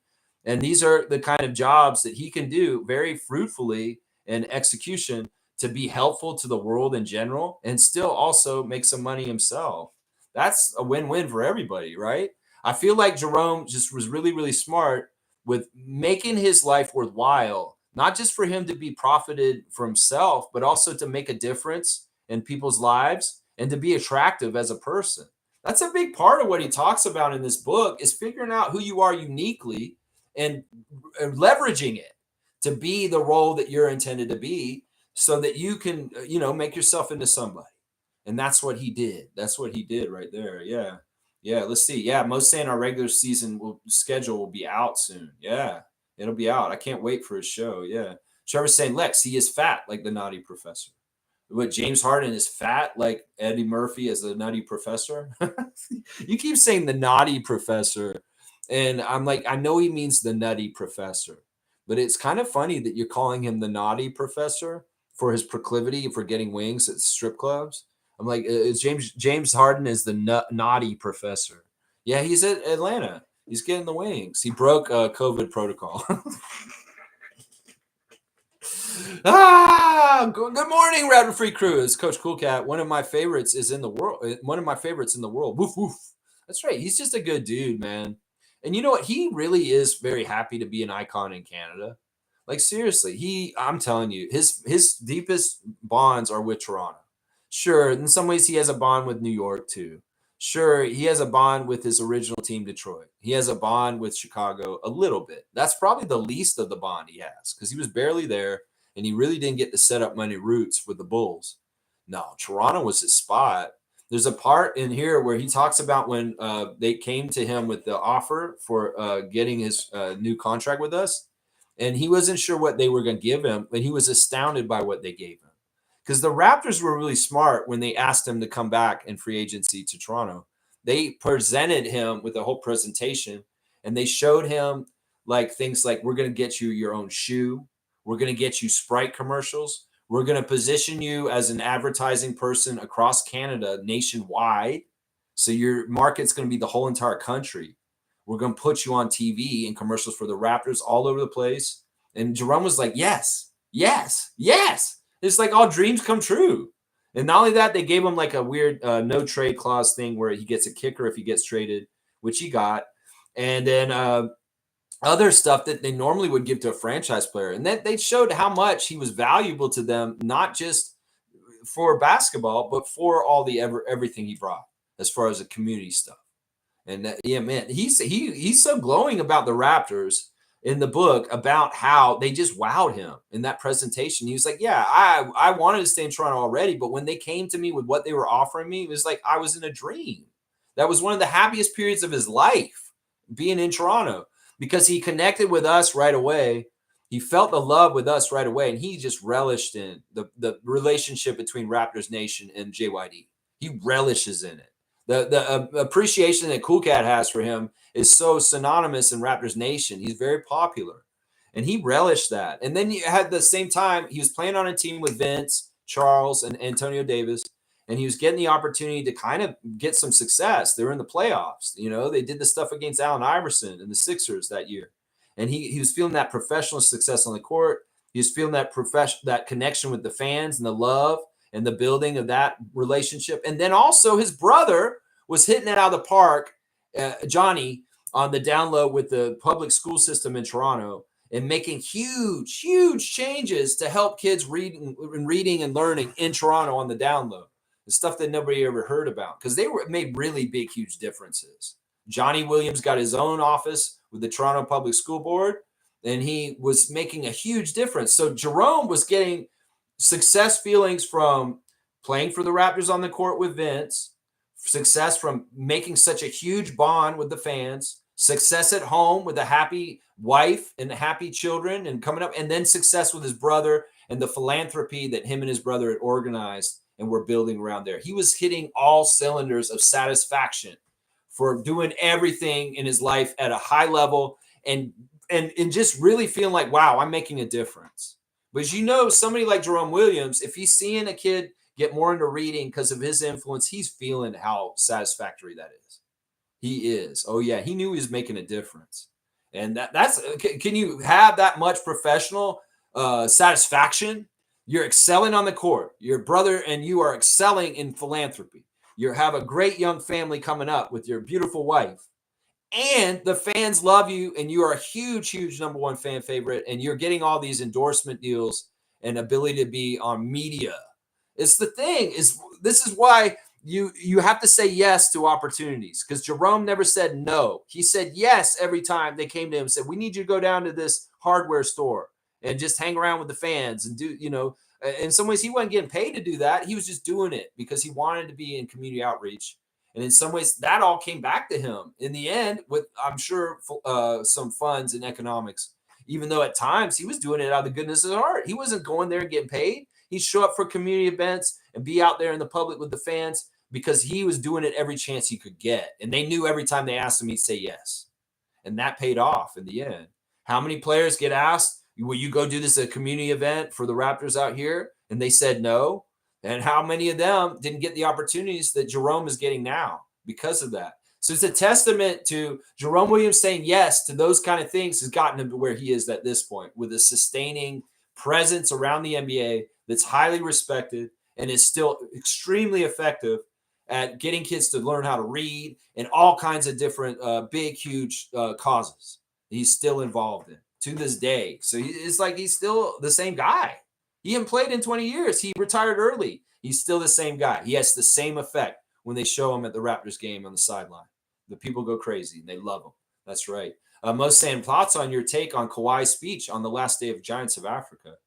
Yeah, it's cool to see Kawhi come out there and dedicate the courts. We've seen him walk out there with Masai and look at the courts. And he said that he liked the court colors because they were the same colors as his elementary school, and they got him all nostalgic about like the blue and the yellow of the courts because they were the colors that he wore when he was young in school, when he was very young. Yeah, Kawhi was very well spoken. In some ways, we don't see Kawhi in these kind of situations very often, Monique, do we? Where Kawhi's a little bit out of his shell and a little bit public and a little bit putting his speech out there, but he was very well spoken in it. And I thought that the message to the kids was right on point, right on point. Keep trying, keep going, never give up on your dreams, and you will get there. That's basically what he was saying. So yeah, great job, Masai Ujiri, Giants of Africa. Once again, huge success. Thank you, Kawhi Leonard, for your part. I love seeing Chimmy's post on it too, calling Masai her big brother, and just so proud of what he's building with Giants of Africa and how much he's making things happen on that continent with basketball. I mean, that's fantastic. The WNBA's presence at Giants of Africa is extremely important. And having a high level WNBA player there also, much like Kawhi, is important. Very, very important. Yeah, very, very important. All right, I got to the end of the comments. Let's go ahead and check on the tabs a little bit. We'll go ahead and do straight goods on Canadian goods right now. Guys, today we're talking about burgers. Yeah. Do you want a fast food burger? Do you want to get a 100% Canadian burger? 10 out of 10 on the Canada scale? Canadian-owned gourmet burger chain based out of PEI is called Boom Burger. Maybe you know Boom Burger. Boom Burger may be in your neck of the woods. I don't know where Boom Burger is in Toronto, but somewhere in Canada, you can find a Boom Burger. Know that you're going to a really good Canadian Boom Burger burger place. They use local ingredients and they sustain in Canada. It's Canadian economy, Canadian workers, Canadian company, Canadian ingredients. Keep it in Canada and support your country. Boom Burger. That's my choice today for the straight goods on Canadian goods. Boom goes the dynamite. Boom Burger. That's right. Cool Cat saying Kawhi and Giants of Africa, big hit. He was smiling and laughing a lot. This is so rewarding for him in some ways. And like it is really special that he's there with Masai. It really does hearken to a level of excellence and quality that the Raptors were in 2019, led by Masai Ujiri, led by Kawhi Leonard. And they're legends. They are legends. Both of them are legends and icons in certain ways around the NBA, for sure. For sure. That's right. That's right. James is saying, I think Scotty's assist rate is going up this season. Last year he had 6. I can see him getting 8 assists or better.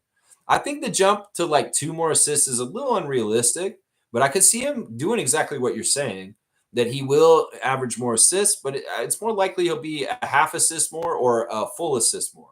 So I say at 6 last year, he may average 7 assists this year. We've got to also figure in that it may be possible that Emmanuel quickly expands his point guard duties and starts getting higher assists. Also, we got to understand RJ and Brandon are going to be getting their chip ins for assists at their positions along with Jakob. So there's a lot of assists going every which way. I think you're right, James. I think Scotty's assists will go up, but I want to temper your expectations for how much up. I'd say maybe a half assist up or maybe a full assist is what I would say right there. Yeah, that's what I would say. Cool Cat saying Raptors dropped the ball with the rise of Masai's Giants of Africa. Leverage in other areas is so important. No foresight, man. You know, I don't think that, dismissing Masai Ujiri is going to hurt the Raptors with getting talent from Africa. I think in some ways we still have an advantage over most of the NBA teams because of our connection to him. I don't think that Masai is a kind of person that would cut off the faucet just out of spite. I think that if he has any power over in Africa in funneling any players any which way, he's going to be helpful to us still because he still loves our team. There's no anger towards the Raptors for what happened. It may have some anger in the download towards Ed Rodgers, but maybe not even that because he's decided it's not worth it. No, Masai looks at the 12 years with the Raptors as a beautiful time, a very valuable quality time, a time where he built who he was into himself and became who he is. And in some ways, he doesn't have any hate at this point. He has no time to hate. And in some ways, I could see him being very cooperative towards the Raptors in the future still, even with the decision that was made last month by Keith Pelly and Ed Rodgers bullshit. I don't think this will be a problem. I think you're right that in some ways it's much better to have him in-house to make sure. But I don't think this is going to hurt us in some ways. I think in some ways we're ahead of all the rest of the NBA teams as far as scouting for Africa. And that's always going to be that case. It could very well be a lot of the scouts that we have working for us that Masai hired are still around and still in their positions doing what they do and watching those areas. You know, it could very well be that Masai Ujiri is calling Bobby and saying, Bobby, I'm telling you, man, I miss you. All right. But listen, there's a kid here. He's from Senegal. He's amazing. I'm telling you, he's so good. You got to see him. You know, there could be shit like that going on still, even though he's not officially part of the Raptors. His heart is with us still. It is. I really think that Masai is not very American in any kind of way. He's an African. He's a Canadian. And in some ways, he's probably going to want to help the Raptors still going forward in any way he can, even though he's not with us officially anymore. That's the way I look at it.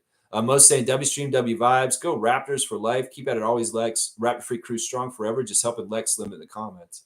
That's part of the reason why I think Masai is not going to go work for another NBA team unless it's an expansion that he gets to start from the start, or it's something where the money is just too insanely good and he's coming just to help that team like the Lakers. That's the only two ways I see it. I don't think he's in a rush to be involved in the NBA at this point. I really don't. I think that he's showing signs, especially since he's been saying a lot in interviews that Africa is my home. I'm a son of Africa, and we're going to do what we can to help things here. So I really do think his main focus is going to go to Giants of Africa and continuing to build the basketball infrastructure in the continent. So I think that's where it's at right there. Yeah. Yeah, Cool Cat's saying it would be better marketing to say Masai, president of the Raptors, with his Giants of Africa events, though. It would be seen hand in hand with NBA global growth. I won't disagree with you. You're exactly right. You know, in some ways, that was part of the perks and the quality and the things about it all. But in some ways, remember who the owner is and remember what he is and what he's all about. And I think that part of his problem with Masai making so much money during the time he's on the Raptors was he knew that a lot of this money was being funneled into Giants of Africa and infrastructure for Africa. If Ed Rogers III on the down low is a racist, a MAGA, against DEI, against wokeness, against helping people that aren't white, I mean, could you see why he would want to fire Masai this summer and stop him getting money to fund Giants of Africa and do all the stuff he's doing over there? That's amazing. I mean, we can understand why they did it. It doesn't have to be that it's a smart business decision, because it's not. It's basically just a retaliatory thing, just like President Trump's doing to all kinds of people. They came to him with the jobs report last week and said, oh, the economy's doing really bad, Donald Trump. Fake news, you're fired. Okay, fire the statistician that's impartial, just doing their job, just because they gave you a report that you didn't like. That's the way MAGA thinks right now. And we got to understand the owner of the Raptors is MAGA. And everything that happens, we have to watch with our eyes wide open with that lens. Seriously, I'm really happy the new Northside crew has been announced, and it's not all blonde white girls that are going to be dancing to Hootie and the Blowfish and shit like that. No, I'm glad that there's still a lot of diversity in the Northside crew, and it looks like they're going to be like they were last year. But we have to pay attention to this because the owner is the end-all be-all, right? And he can start shaping things from the top in certain ways. If the Raptors are less political in their messaging, if they're less social justice warriors, well, that's probably coming from the top. And that's probably coming from an anti-woke piece of shit named Ed Rogers. Here's your two-finger salute from me. That's for me to you from Masai and I. That's right. There you go. So Wayne's saying Masai will always work with the Raptors. It's his production. He has vested interest in their success. Yeah. And that's why also I think Casey, for the same reason, would have an interest in our success also, because he's a part of our legacy also. He's a part, his history in the Raptors matters. And in some ways, if he can circle back and be the team president and help us win our second Larry O'Brien, it'll look really good, Dwayne Casey. It'll look really good. And he'll make Masai look good too, and Bobby. And it'll just be a good thing. It'll be healing, honestly. I'd love to see Casey come back, partly for healing for him and redemption. You don't, like Nameless is saying, you don't think Casey come back with a chip on his shoulder and say, yeah, motherfuckers, let's get to work. Because that's the energy he would bring. Seriously, he would bring that energy like that. Oh, yeah, he would. Mo's saying, my top three former Raptors always coming home, Mo Pete, JYD, and Muggsy. These guys have been consistently there. Of course, we know the namesake connection between Mo and Mo is special. And Morris has very much gone out of his way to make Monique feel special because he's always got time for her. And that's a special, special relationship over long time. Long, long time. Morris Peterson's known the super fan Monique Lawrence and their likeness. And Mo will always have time for Mo. That's the thing I love about that. Of course, Muggsy's another one who gets what JYD gets. He has an image and likeness. He has something as the shortest player in the history of the NBA to tout. And in some ways, he's utilized that part of him to continue to be around the NBA family in different ways as far as a character or a personality. And Muggsy's been very smart about that because he's had longevity too.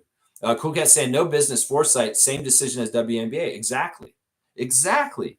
Cool Cat, exactly. Ed Rogers, in some ways, is not a good businessman. I don't think the president, idiot fuckface Trump is either. These guys aren't good businessmen. They've had a lot of money given to them by their families, and they failed miserably left and right. I mean, Donald Trump ran a casino out of business. That's a no-fail business.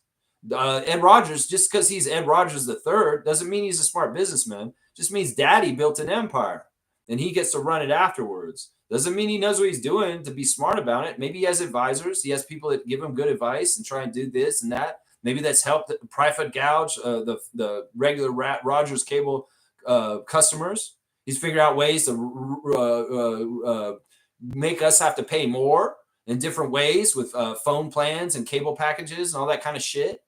But it doesn't mean he's good at running a franchise in some ways with business decisions. And saying no to the WNBA was a huge mistake. Yes.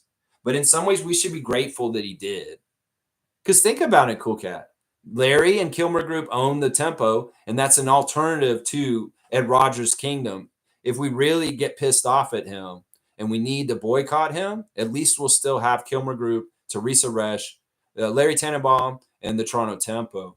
Yeah, so... yeah, that's really good. She's saying, now look, every NBA team wants a WNBA team. Raptors passed on that affiliation and marketing. Look at Celtics, Cleveland, Portland, Minnesota, Brooklyn. Read my entire post, Lex. Well, I understand what you're saying, but that's kind of a misnomer. You can't say that specifically because a lot of these teams are not actually with the teams in their cities. The Sky are not owned by the Bulls. So the Tempo being in our situation is perfectly fine. And just because the Celtics just acquired the Sun, a lot of the WNBA teams are not under the same team as the NBA team in their cities. So the situation with the Raptors and the Tempo is not uncommon. This is something that's happening in other markets too. Now, some of these teams will embrace and be very much in partnership, same colors, same owners and stuff like that. But it's not going to be the case here in Toronto. And that's a good thing. That's a good thing. Because in some ways, we want an alternate from King Rogers' world, just in case. In some ways, if he had gone in on the WNBA bid, he'd have all the Thanos stones, right? So at least we have one that is not Ed Rogers owned. And if we really want to boycott Ed Rogers at some point, we'll have a basketball outlet. So in some ways, it's a dumb thing for him to do, but in some ways, it benefits us. It's like the ABA to the NBA in the history of the NBA, stuff like that. Yeah. Let's see. Trevor saying, report came out. Miami Heat is interested in signing Precious. That's a good fit. I mean, that's where he started. In some ways, and maybe Eric Spoelstra can see where Precious has gotten to in his journeys around the NBA since he was in Miami as a rookie. So I don't know. I mean, once again, I want Precious, I want Chris to get spots and get things happening for themselves as free agents right now. That's one of the main things I want for that, for sure. Yeah. All right. Let's keep going with the tabs real quick. Let's see. Here we got referees for our WNBA slate today. Washington's at Atlanta. Tierra Cruz will be there with Fatu Sissoko Stevens and Blanca Burns. New York at Connecticut Sun, Angelica Suffren, Charles Watson, Sarah Williams. Phoenix at Chicago, Tony Patillo, Gina Cross, and Tyler Merkovich. Golden State at Las Vegas, Tim Green, Jenna Renault, Claire Aubrey. And Indiana at the Seattle Storm, Eric Bruton, Marcy Williams, and Kelsey Reynolds. There's your ref report for the WNBA action this afternoon. That's right. We did the scores already. Let's go check on Raptors Reddit real quick. They're talking about Olivier Sarr. Somebody's asking, who is the Raptors version of Celtics Shaq? What the hell is that question? Well, it's Olajuwon, obviously. Yeah, that's the first answer. Raptors Hakeem Olajuwon. Yeah, this is not even a question. Of course, Olajuwon was just like Shaq on the Celtics. It was way past his prime, and that's it. Yeah, yeah. Let's see. Yeah, Olajuwon is definitely the right answer, and that's what everybody's saying. Hakeem Olajuwon in the Raptors jersey. That's right. Somebody met Jakob today after his great game against my country. This guy is in Netherlands, and he got to meet Jakob Pertl after the game yesterday, and he just seems ecstatic. He said, "I never thought I would meet a Raptors player in the Netherlands, but he was super nice. He also signed my 2018 jersey." So this guy's actually got a Raptors jersey. He's a Raptors fan in Netherlands, and he went to the game yesterday, and that is so awesome, man. I'm really, really happy for this Netherlands fan. Obviously, he was rooting for his own country, but he was rooting for Jakob at the same time. Yak looks happy to see the guy. You know, Yak's really good with the fans. I'm not gonna lie. He really, really is good with the fans. So yeah, there's our Raptors Reddit check-in real quick. Nice to see the Dutch fans get into it, mingle with him. Yeah. Yeah, Koget's saying, yeah, I hear you. We have a different outlet from Rogers. Let's see. We have a different outlet from Rogers. Yeah. Yeah, we just need an alternative. We don't like monopolies. I think monopolies are dangerous. And in some ways, there's weird monopolies with politics and certain things trying to happen in the States that people are going to have to uprise and fight. Gerrymandering is going to be out of control. The state of Texas is absolutely trying to run their country, their state as a fully Republican state. They're rigging the system already for elections because they know they're unpopular and they don't want to have free elections where the people actually choose things. So the Republicans in the United States are rigging things, just like they did here. Doug Ford rigged some shit here in Ontario to win elections. He's not really winning elections here. He rigged it through fucked up ways, and the Republicans are doing the same thing down south. All right-wing politics are wrong at this point. If you're a right-wing person, you need to change because you're associated with Nazis, fascists, and racists at this point. Everything right-wing is absolutely toxic and fucked up and on the wrong side of history. So if you identify as a PC, as a conservative, as a Republican, as right-wing, you need to get the fuck away from there because you're going to be guilty by association as history moves on right now. So vote liberal, vote Democrat, vote NDP, vote Bernie Sanders, vote anything other than the right wing because they are absolutely fascists, totalitarian dictators. They're trying to fucking run everybody else's lives, and they are not for freedom or democracy. The conservatives are out of control. If you identify as a right-wing person in any kind of way, drop it right now. Run the fuck away from it. Because if you really want to be associated with Nazism in the future in history books, well, this is your time to make a decision. If you're a right-winger, you're fucked. You're absolutely fucked as a person.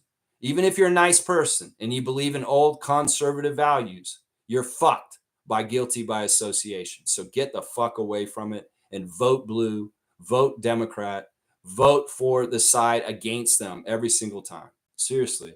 There's no in between anymore. There's no ifs, ands, or buts. The evil side is absolutely out in the open at this point, and it is the right-wing side. And I have no respect for people that have right-wing political views at this point because y'all have gotten us to this point with this fascism. It's your fucking fault for supporting people like Reagan, supporting people like W. Bush, supporting people like Trump, supporting people like Stephen Harper, supporting people like Doug Ford, supporting people like Danielle Smith. It's y'all's fucking fault that we're losing our freedoms and we're losing democracy right in front of our eyes. If you supported conservative in your lifetime, fuck you. You fucking caused this shit. If you ever voted for PC, fuck you. And I'm saying that with all my heart, even if you don't like me saying it. It's just the damn truth. They are the ones who got us this route, not left-wingers, not free thinkers and Democrats and NDP. No. The fucking right-wing, controlling ass, anti-abortion pieces of shit that want to put Christianity in the forefront of all the government. No, none of this shit. No. And that's just it. I'll drop my mic on this. And if that pissed some of y'all off just now, look at yourself in the mirror and understand what I said is the damn truth, is what I got to say to that right there. That's right. That's it right there. Let's see. Smooth saying Shaq embarrassed himself at the end. Suns, Celtics, and Cavs. Wow. He was just wrinkling out all the water out of the towel at the end of his career. Unlike JYD. JYD did the opposite. He took off when he could have still played for years. Shaq probably stayed too long. And part of it was just kind of like his name, and he could get more contracts. Because in some ways, people are like, yeah, we want Shaq on this team. Look at how big he is. he's a draw also.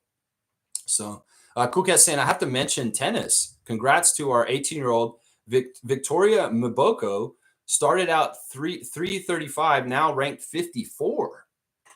Beat Coco Gauff yesterday. Breakout success story. Cool. Yeah, there's some tennis going on in Canada right now. A former Rogers Cup going on in the last couple days. I've been seeing some stuff on that. G saying WNBA team Connecticut Sun purchased a move into Boston. We covered this already.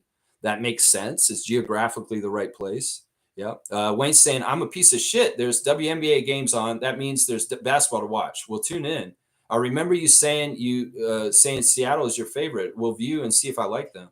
Yeah, I like the Seattle Storm. I like that team, but we know my favorite's the Tempo now. And I'm be excited for that. Trevor's saying track and field sports is on today at 4 p.m. on NBC. I'm sure Stargate is all about that. I know he's a huge track and field fan, and hopefully you'll watch it. Cool Cat saying, for my mental health, I have to manage our neighbor politics. Subset of humans want to revert to the dark ages. Very disappointing. History is repeating.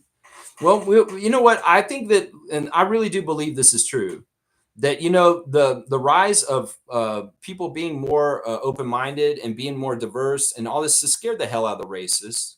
So they're making a last chance power grab to try and ensconce and make a world that they want to see that's ugly and dark like this. But really, this is an extinction grasp.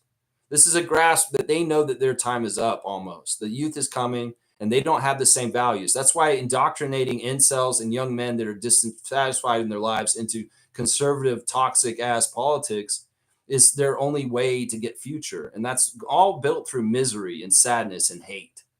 And so in some ways, in the long run, this is the last gasp. We're seeing their last stand of being pieces of shit, fascist, racist. They're trying to really entrench and make it the standard for society going forward. But we won't allow this. No, we won't. The fight will come at them in all angles, and they won't be able to deal with it. Because much like sending a bunch of National Guard and ICE agents into neighborhoods where they don't want to be wanted, people don't want them there, they're finding their ass sent back out of there and rejected. There's a lot of stuff happening on the down low that the mainstream media is not covering. This shooter that shot some people last week was not aiming for NFL people. They made it a big deal. The mainstream media is trying to say that they tried to shoot NFL people because the NFL is popular. And they don't want the people to know the truth, that man killed a Blackstone CEO that's guilty of raising prices in the mortgages and the market of housing in the United States. It's very similar to what Luigi did. This is a very pinpointed execution of a CEO of a very toxic, huge corporation that is hurting common everyday citizens in the United States. And well, it was very plotted and thought out, and it was not accidental. That was the target. The target was never, ever the NFL. The mainstream media is trying to make it seem like that. And they were successful. They murdered her. She's a woman, the person they murdered, CEO of Blackstone, who was very successful in hurting common American average lives by her policies and the mortgage capital that they were managing with Blackstone. So let's not get it twisted. The resistance is there. The mainstream media is not going to cover it. They're going to make it sound cloudy, and they're going to make it sound like something else. Oh, he was attacking the NFL for concussion protocol. That's not true.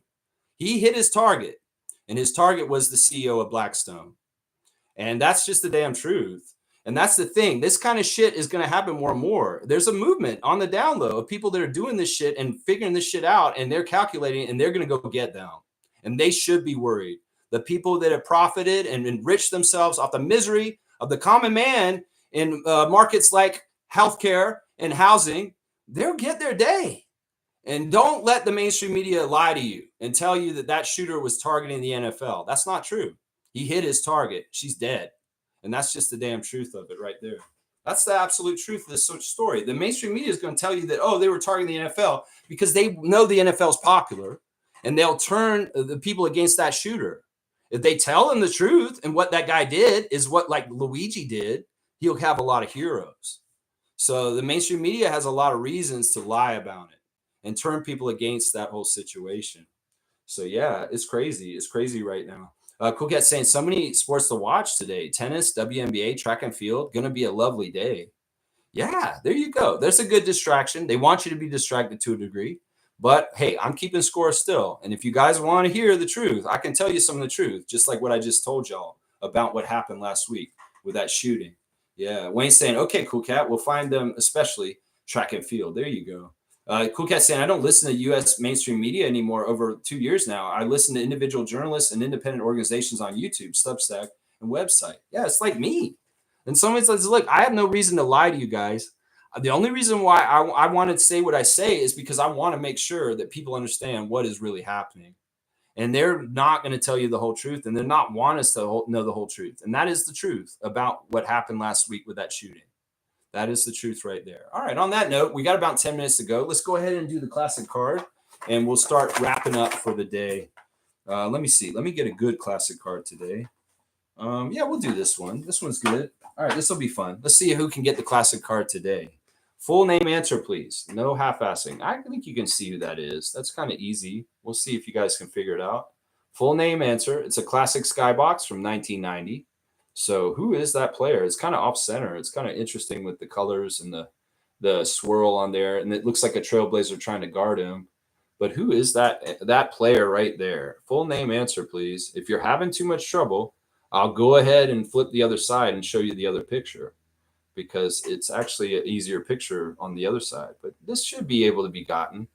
Do we have any classic card meisters here that know how to do the classic card and get them all the time? Who is this former NBA player? Classic card of the day. Greg Kite is a good guess, like Deezy. It's not right. It's not Greg Kite. It is not Greg Kite. It's a good guess, though. It's a very respectable guess. But it's not right. If I show you the back, you're going to get it right away. So let's kind of see. I know it's a Kings jersey, and that kind of throws you guys off. But know that jersey is not the team that he's most known for playing for. And this guy's actually kind of important to our channel, guys. Let's just put it that way. This guy is kind of important to our channel here on the Raptors Freak channel in an indirect way. I would say this guy is the guy who gets to hear about the salami and cheese these days. The salami and cheese, that might give it away right there. This guy gets to hear all about the salami and cheese and the onions, baby, onions. That's right. If that clue helps you in any kind of way, that may help you right there. That should be a clue that gives you guys the answer right away. Onions, baby, onions. Get out the salami and cheese, baby. Get it out of the fridge. This game is over. Who would this be then? If I'm giving you that clue and I'm saying this isn't his normal team that you would associate him with. All right, you guys are struggling so much. I'll go ahead and show the back of the card. That's going to give it away right there. That's going to give it away right there. If you don't know who that is from looking at that at this point, well, I don't know what to say to you at this point. Yeah, get out the salami and cheese, baby. Onions, baby, onions. Yeah, and if you don't understand that reference, what are you even doing on the Raptor Freak channel? Come on now. Yeah, come on. Who's this, guys? And why is he important to this channel? And why is he somebody that we would talk about on this channel? You know, other than the onions, baby, onions. Man, I'm so shocked that you guys don't know who this is. This guy's a very well-known NBA player. Come on now. Yes, Slug DZ. Of course, it's Bill Wennington. Canadian Bill Wennington from Montreal. That's part of the reason why he's important to us, because he's a great Canadian player. He's actually one of the first ever Canadian champions in NBA history with the Chicago Bulls and Michael Jordan. Of course, he currently sits in the color position next to Chuck Swirsky on the Bulls radio broadcast. And he hears onions, baby, onions all the time. Bill Wennington's the answer. I'm shocked that was so difficult. You guys should have gotten that right away. Slug DZ, I'm going to give you 100 points for that one, because it seems like y'all had trouble with it, which is kind of weird. I'm like, everybody knows who Bill Wennington is, right? Right. 100 points for Slug DZ on the classic card of the day. That's right. Great Canadian Bill Wennington. All right, let me do the wrap up, guys. I appreciate everybody watching. There's no birthday today, unfortunately. No one of note on the birthday list for today. But I'm going to go ahead and do a recap on Jerome. We are talking about JYD, Jerome Williams, the junkyard dog. He really did come into the NBA with a persona in mind that he wanted to build to be lucrative and sustaining for the rest of his life. And he did that very successfully. In fact, he showed the template for people with name and likeness. And he helped lead to the NIL situation in college because he very much went and advocated for the system that they have in place for college players now, to utilize their name and likeness to be able to enrich themselves, and rightfully so. So he was a big part in helping the NIL happen. I don't know if anybody really realized that.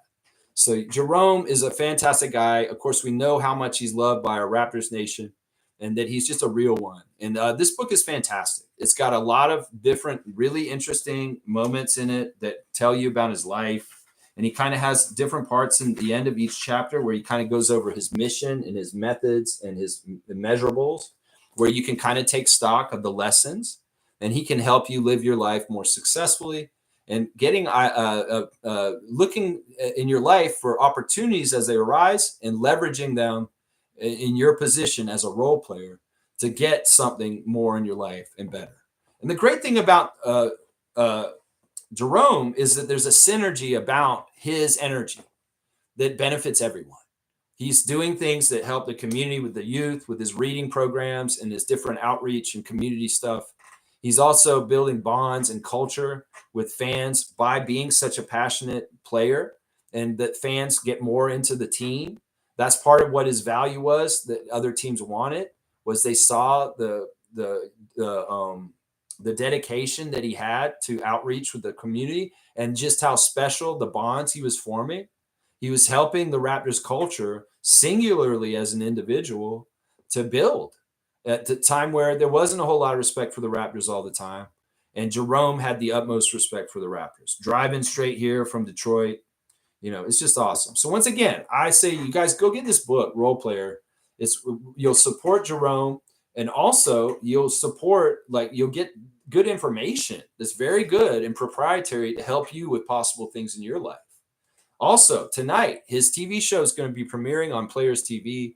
So y'all check out tonight Family Business, the series with JYD. It's on Players TV today, and it's about him in community activism and also mentoring his son. So it's kind of like a reality show like Ozzy Osbourne's or Hogan Knows Best. So it'll be JYD's reality show about his family and his life. And it's just happened to premiere today. So yeah, y'all get the book, watch the show, support JYD, because he supported the Raptors very, very diligently the whole entire time he's been associated with us. And we love him. And just like Mo said, he's one of the best alumni because he's always there for us. He's present. He shows up. He comes through very, very often. And we salute and appreciate you, JYD. Yeah, that's the proper way to send it off on that. All right, tomorrow, Monday moment or memory. We'll see what it is tomorrow. I haven't really even made up the idea for tomorrow's stream. I'll have to figure it out this afternoon and get it ready. And then Tuesday trivia on Tuesday, y'all. Be ready for some Tuesday trivia, 9:30 a.m. on Tuesday morning. But Monday moment tomorrow, 9:30 a.m. So I'll be back tomorrow, guys. Thanks for watching the Raptor Freak stream. And yeah, get the book. That's what I said in dog speak. Let's go Raptors. Let's go Raptors.